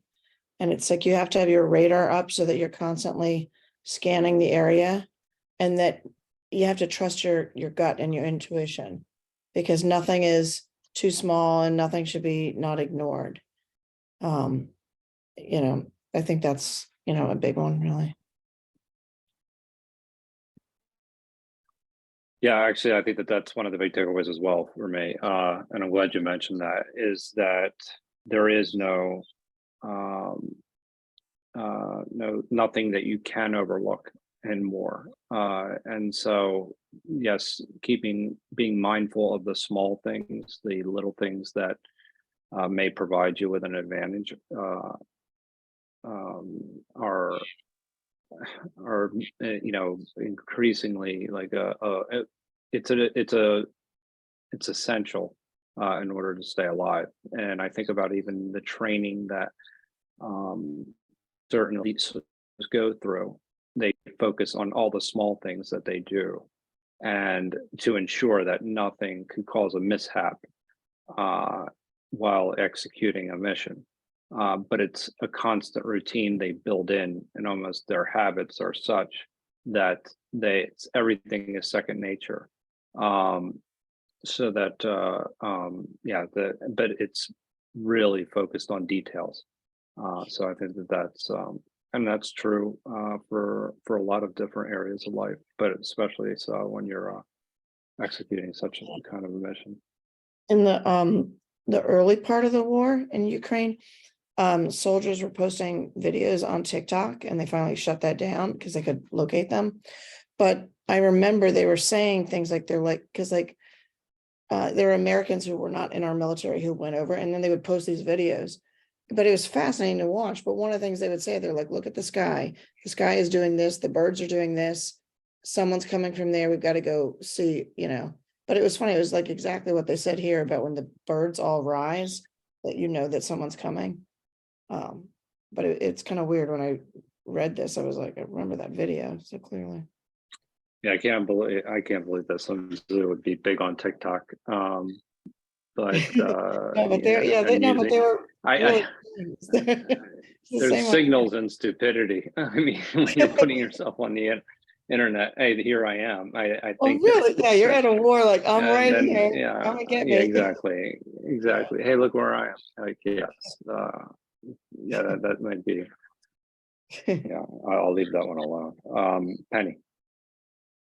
Oh, what I was thinking, just as the overall thing, is that in all circumstances of a war, I mean, initially the planning, et cetera, but even when you're like there on the battlefield, you've got to constantly evaluate the situation and examine what's going on. It's just not that you have like a plan and you reach a point and you say, okay, now we're just going to implement this plan that we have for the war. That, you've got to always be there evaluating, looking at all the factors, examining them. Thank you, Penny. Anne. Yeah, people keep alluding to this text being sort of something that's fed to our MBAs here in this country. And I'm wondering, does anybody have any precision on that? What's the major educational thrust? Like, is it hypervigilance, constantly always needing to be adaptable, be like water if you're an executive at a big company? What's the main idea? I think it's, there's a lot of different ideas. Knowing your market would probably be one of the key ones. Knowing what you're would be deeming to be your enemy, but also yes, reorienting yourself continuously to meet your customers' needs. So that's another part of this that's actually I think very important. But there are other aspects of it, like the moral law kind of idea. And I was talking about this with a couple of people about a business ethics earlier, that I think that it is beneficial to put your employees first, so that they are loyal, and that you give them incentive to actually remain with your firm versus go somewhere else. So I think that you can kind of take all these principles and use them in different ways. Again, I mean, this was also very much made more popular in the 80s by movies like Wall Street and things along those lines too. So that was in pop culture as well. At least that's when I first heard of it.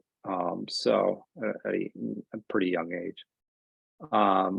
But yeah, so it is. I think it's a philosophical approach that, as Kwan said, to just basically how to execute your mission.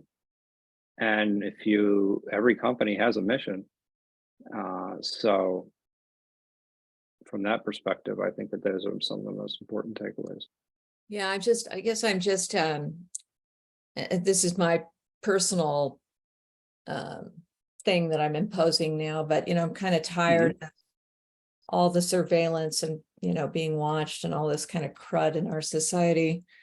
You want to go and get some information on a website, and then you have to sign up and tell your name, and as a condition, they have the giant privacy disclosure, and it's like you can't do anything, you can't make one move. But anyway, so I'm a little it seems somewhat somebody was talking about the birds going up and see something, say something, and comes to mind. But anyway, I don't know. I have a wandering thought process tonight. Thank you. It's a very interesting wandering thought process, because there is a distinction between knowing your market and your competitors and knowing your customer. And so I don't necessarily, I guess the customer in this particular situation would be the people in your land or your own personal military. So anyway, that's just a thought. David, you're shaking your head. Yeah, no, and sort of taking this in an interesting direction. I'm not totally going to go there. Just do want to respond to that and sort of take it back to where I was thinking for a moment. But I think, Anne, this may be difficult to apply this text in the way that you're bringing up, which is about the personal relationship to an economy and business, where businesses are battling out. Now, that makes sense to talk about businesses in confrontation with each other, but because even business is not a one-to-one army against army combat situation, this is sort of directly addressing that level, right, as a text. And so I think as far as business schools, the people who come in, they're told, you're the best, you made it here, you're the greatest, now you're going to be the most aggressive, you're going to do the best, and you're going to win, win, win. And so they're going to prepare to engage in a fight. We are the civilians. We are the casualties of that war. We don't have a say. We don't have, unless we collectively, which doesn't happen in the United States, maybe in the EU, collectively act, then we could be a force against that. But they have no limits. They will surveil everything they can possibly surveil. There's no limits on their war to win turf, because we are the turf. They're acquiring our eyeballs, our information, our personality. So I don't think we have any standing with this book in that war. That's my initial reaction to your question. But I was going to bring up what I do see in the book that does apply. That is, in business, when you are going head to head with some other force in the economy, knowing exactly what a detriment and a benefit in the turf is, how to assess that constantly, calculate that, calculatively, deliberatively, carry out your strategy. And this section we read today was especially on reading signs in the environment, which are not normally taken as business dimensions of the environment, but are business dimensions. This chapter's sensitivity, as Allison was pointing out, is about nature. Know the nature, the ground you're in. Know what the birds mean, what the dust in the air means. The color of the sky when the dust is up is different as the sun is setting, and you can be aware of what's happening. But it connects the awareness and subtlety of a military leader and their intuition to be in touch with nature, the many, many dimensions of nature that you don't think of as being the battle. So it's a sensitivity to the whole world that the general officer should acquire in order to be a great strategist in the time and the moment of a battle, to know every significance of what, how the wind is blowing, the clouds, the shade, the light, and the turf, and what it all means in terms of coming rainstorm, where it's going to be bad for them to be when the rain comes. So you have to plant the garden, you have to know the world, you have to be in touch with nature to be a good general in this paradigm. I think you can't just always be on the same kind of battlefield to reading books, right? So I don't know if that, so the takeaway to modern businesses, know about the world so that you know all the forces that you're engaging with. Yeah, I mean, I think that's, there are some rules that you follow, some indicators that you look at. But there are some times that you just have to use your gut feeling. And even though that's not necessarily always advisable. But yeah, knowing the environment, and this is where I was going a little bit earlier, is that say you just know where the economy itself may be headed. And so that is the environment that you're operating in. So you know the terrain, and then you know how to adapt within that environment. And that may involve short-term loss for long-term gains. And so I think that's a very good point. And I was thinking about that earlier. Again, if we're talking about nature in this particular instance, and timing and when to strike and things along those lines. But I see these as metaphors directly related to the way people interact in an economy, or even in politics too. How people can capitalize on an environment per se. So, Kwan. I would like to present my understanding of the art of war by proposing another title. The art of war can be understood as the art of life. So either you engage in a high endeavor or very complicated like endeavor like war or your own life, I think the same general principles can be used. And once again, that book is very structured. Okay, the first chapters deal with the why question. Okay, why do you want to go to war? And if the art of war is called the art of life, I would say, why do you want to live your life? Okay, what would be the meaning of your life? And the other chapter 3, 4, 5 would be you imagine the possible adventures or projects that would be interesting.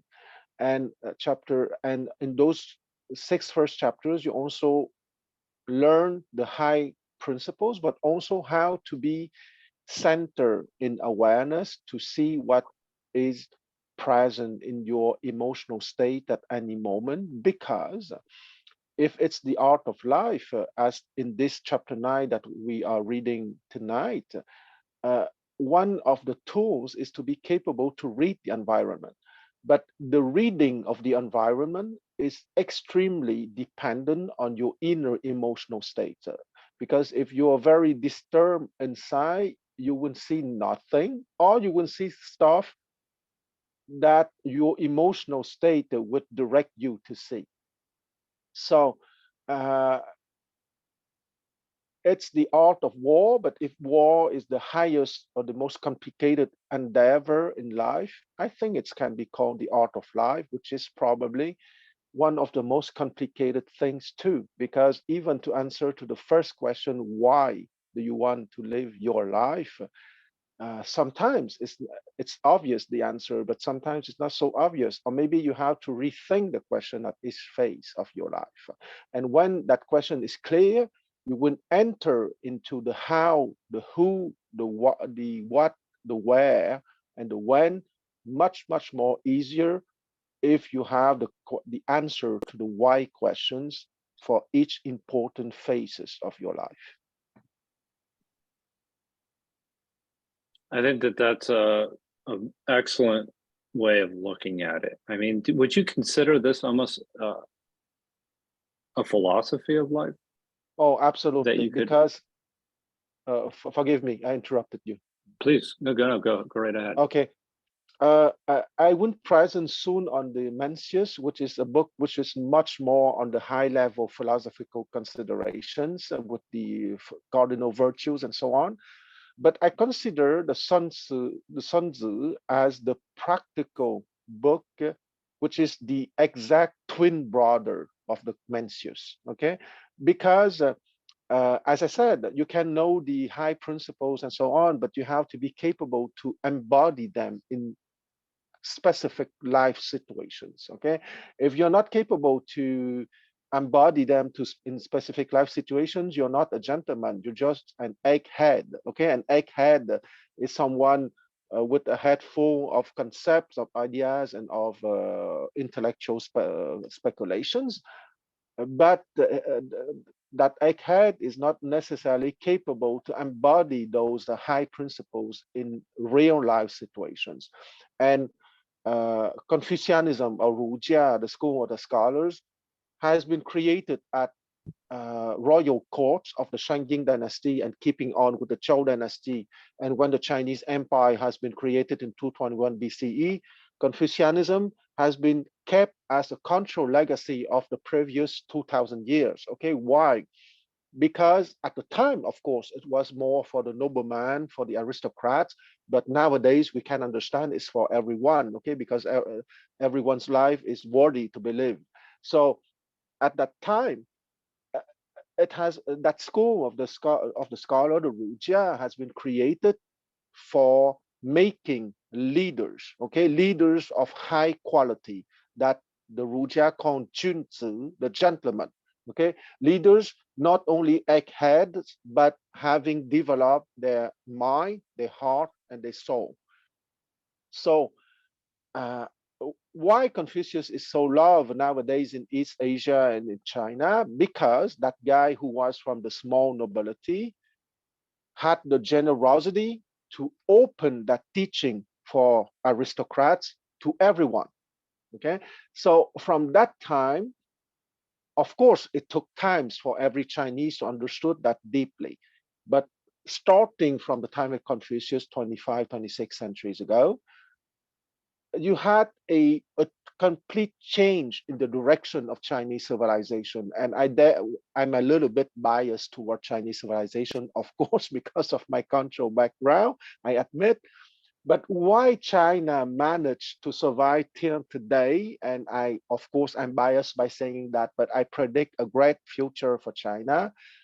Well, it's mainly because Confucianism said to the Chinese, go into your epistemological growth, because the more you are advanced in that epistemological growth, the more you will embody in a high manner your life.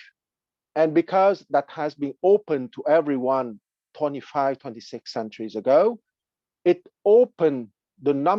increased the number of Chinese who were capable to contribute to Chinese civilization. And because the number of people capable to contribute to Chinese civilization has been increased, it increased the probability for Chinese civilization to survive and to prosper in the near and remote future. That actually was covered a little bit in our series of the three spheres, and how Eastern culture actually is ahead of us, meaning the West, and as far as philosophy and critical, essentially the way they've integrated certain philosophical approaches into their everyday lives, and even their way of operating. So I do, I appreciate this approach, actually, of looking at this as the art of life, in that it, gets to the idea of the why question, and then what it does is provide you with principles where you essentially can apply knowledge to particular situations, and the information, based off of information, you can make decisions. And that's essentially at a high level, this book does cover every single one of that. In fact, it does provide you with a set of principles and rules that can be broken under certain circumstances. So it very much is a philosophical system that you could use to manage your life, especially the 5 principles that are outlined in the first chapter. So it's an interesting perspective. And again, if you start to look at it, how it applies to your personal life, then you could start to look at it, how it applies to other aspects of politics or even or business. We talk a lot about business here, but it's also something that is I think that is often is even more applicable to politics, to be quite honest. So Yeah, for sure, because politics is the art of power, is the art of the ruler.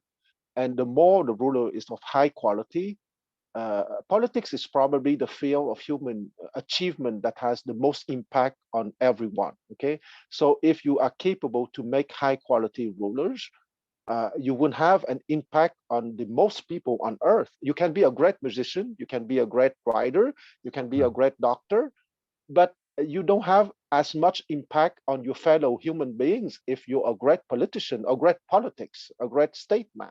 Okay, because a great politician is not called a politician, he's called a statesman. yeah, I mean, very much so. This has been one of my favorite texts, and just looking back over it, for a number of reasons. Most of all, that it cautions people against conflict altogether. I mean, it really is the last option for which, that people like that, that someone should resort to. And I think that that's probably one of the most important lessons that you can ever have, is that no war is essentially the best war. So, no, I mean, I think that is, I'm trying to decide what my favorite chapter is at this particular moment, but I really do think, I go back to chapter 1 for almost every chapter that we cover in here.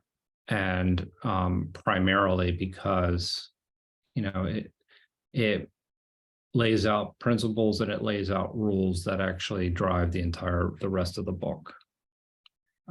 So it's for me, the other aspect of it that's been interesting, not ethical, but has been the aspect of deception. And so from that perspective, I think it is flawed as a philosophy of life in that perspective, that, deception is almost an essential element of your actions. And so I think that's the only issue that I would probably take up, maybe with it being a art of life book. I see you put your hand up. Yeah. Have you finished, Joe? Yeah, go right ahead. I mean, there's a couple things. Yeah, that's very interesting. I'm so happy that you mentioned that question of deception. Okay, because once again, it's part of life that to understand psychology. And when you say deception, it depends of your intention. Okay, because in Plato, the old Greek philosopher mentioned the question of the noble lie. Sometimes you deceive people, but with good intentions. Okay, because there is what we call mythology in politics. Okay, if you create a grand mythology in order to put people together, even if it's not the truth with a capital T, but if it's motivated by the good intention to increase the cohesiveness within the society, it's a kind of deception, but it's a noble lie. It does the same thing. So I would understand the use of the word deception not as systematic lie, but using skillfully the art of psychology, which is one of the major arts of the art of life. So let me suggest then, would it be the power of myth that would Yes. actually be, but that is not something on an individual level that you could guide your life. In other words, in order to have authentic relationships, you wouldn't necessarily present a myth, would you? I mean, I could see on a societal. Oh yes. Oh So- yes. Oh yes. Oh yes. You have myth even between a husband and a wife, for example. Okay. There is a myth. The first time they met, the song they heard together, or the dance they danced together the first time they met, it's a space of timelessness for that couple. Okay. And it's part of their mythology. Okay. And you don't need to go to the collective level to have mythology. You have a mythology in a couple, between two friends. You can have a mythology if the friendship is very deep. And the mythology is not a lie. Okay. It's a uplifting of the reality, of the space-time reality, to something more eternal. I absolutely think that that's a very good point. Yeah, I mean, yeah, what is eternal and what is going to last? So there is some, you're creating the essence of something. And I was talking to someone about this earlier today. You're creating an ideal, and you're striving for that ideal, whatever it may be, whatever the relationship may be. But to certain degrees, it may be a myth. Yes. Yeah. Yes, of course. For example, since we are in the groups speaking of Chinese classics, the Three Kingdoms is a grand piece of literature contributing to the mythology of Chinese civilization. Okay, because the main character of the Three Kingdoms is Chinese civilization. The history books written by the Chinese historians, the 24 dynastic books, I'm not saying they are lies, okay? There are plenty of facts in those 24 dynastic histories, but their main role is not to write down facts. Their main role is a song to Chinese civilization. Interesting.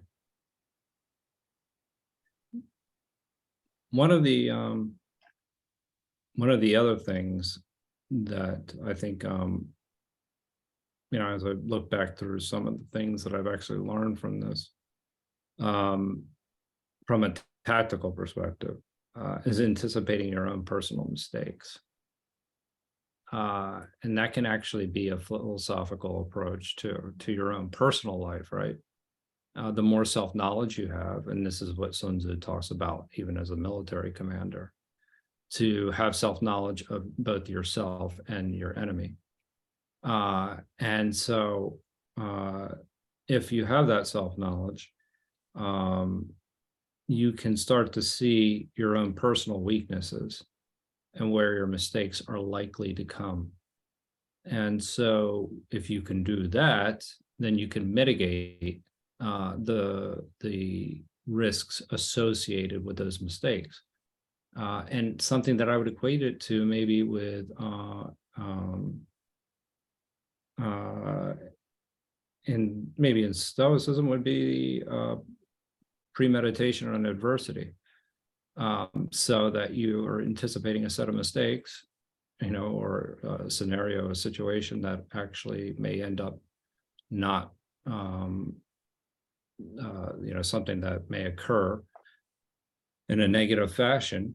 And the more you know about yourself, the more accurate you're probably going to be in your prediction. And so it's a way of, I could see it from a philosophical approach working in that perspective as well.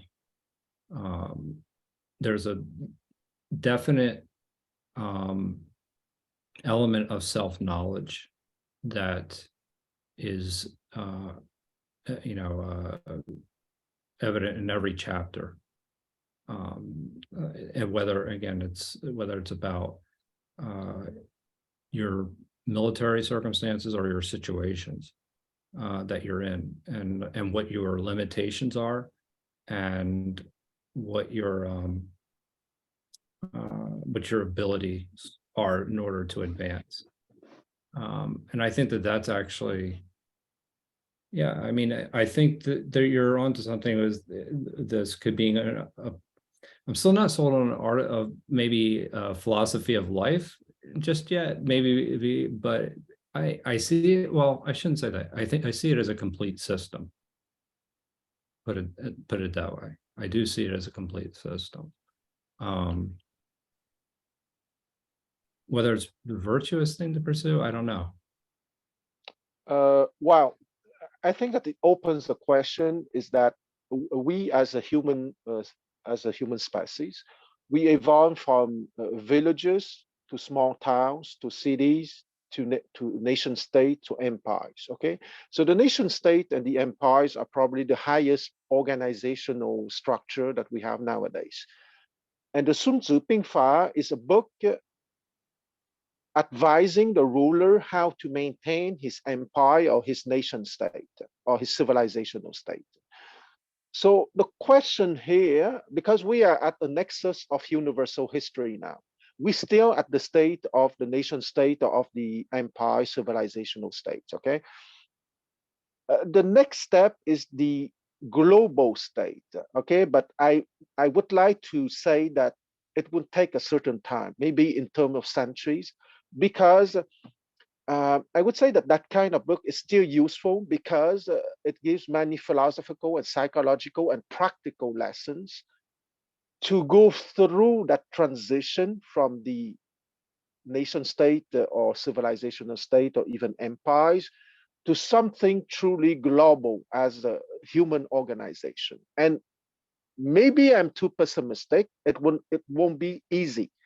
I think that it would take 2-3 centuries from now before reaching that state. And maybe I'm optimistic. Maybe it would take more than 2-3 centuries. But what is important is to go to that next step as softly as possible with the least damage as possible. And I'm very sad for the people in Ukraine, okay? But because of that complexity of politics, philosophy, and so on, the whole planet managed to restrict the war of Ukraine in Ukraine and not to make it a global conflict till now, okay? If were we less sophisticated, that conflict would have degenerated into a global conflict 6 months ago or even before. So I would say that from a general perspective, I think that we are more sophisticated, and probably because of that sophistication, we would manage to make the transition to the global state in a more refined manner, or keeping the nation state, but improving the mechanism for global cooperation. Okay, I'm not saying that a global government is necessarily a good thing, but even if we keep the present structure, we can manage to improve the global cooperation.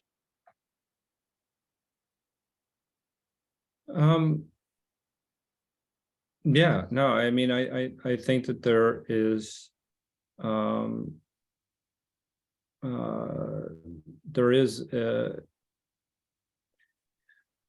there's a risk management aspect to this entire book. And so with that, and if you take the premise that you're actually trying to avoid war under all circumstances, then yes, it could lead to a certain degree of global cooperation. And I think that, yeah, I mean, but I think it also acknowledges the inevitabilities of conflict, unfortunately. Exactly. But how do we manage to make that conflict as little the least damageable possible? And I agree with you. Maybe understanding the devastation and results of war is the best way probably to avoid it.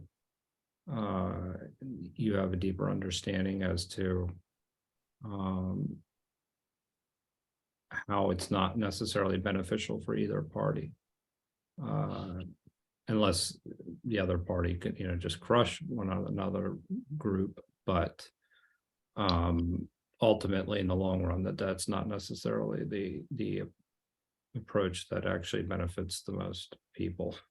Well, I have a very simple answer to offer to you. Because of the atomic bombs, you can no longer think to crush the enemy, because the major powers, they all have atomic bombs. So if you resort to extreme violence, the other one can also resort to extreme violence. So that question is that possibility is out of the question now. It is, but there is a it's still used in negotiations, but you're right, in the sense that the devastation of it actually is seen as something that would be kind of could be preventative, right? Yeah. And I I'm mean- far to be a military man, but there are many other ways to destroy the enemy without resorting to the atomics. You can destroy his electrical grid, for example. Okay, it's much lower in terms of violence than the atomics, but you can cause devastation if you destroy your enemy's electrical grid. Agreed. No, I mean, and those are the types of attacks that are most likely. It would be interesting to see how this maybe applies to situations like that. Mutually assured destruction. It doesn't really go over that too much from what I've gathered. Yep. So from that perspective, that's something that's missing. But yeah, I mean, I think it's there's a very deep psychological aspect to it too. How to guard against arrogance and overconfidence. I'm just looking down at some things that I've written down. So yes, or being a true leader is to bring goods to people rather than dominating them. For example, it sounds a little bit moralistic, but it's at the base of being a leader. And that deception aspect of things can actually lead to a certain degree of I don't want to say, but it may prevent a war. In many cases, if you have intelligence information, so to speak, if it comes to you, then maybe you know what not to do. Well, I know that I'm a little bit idealistic, but imagine that the competition between great powers would be which of the great powers would bring the most benefits to all mankind rather than to have the most land or the most riches. Okay, so it's a complete reversal of the hierarchy of values. That's right. That's right. Which is something that you need to know. Yeah, exactly. As a general philosophy. So on these words, I say good night to everyone and see you guys next week. Bye-bye. All right. Good night, everyone. Actually, thank you, Quan, for staying around. Thank you, Quan. I didn't mean to say goodbye to you. I was just saying hello to Mr. Tong. Yeah, I know. I understood that, but I have to go too. So it's a coincidence. It's not because of you. Bye-bye. All right, I've got to go too. So sorry that you're just coming on. I'm gonna leave. Bye. Yeah, I think Jason will end the meeting. I don't. Bye, Jason. Bye, everybody. So I will just leave. Okay, bye, Joe. Yeah, I can't end the meeting. So, are you okay? Take care, Mike.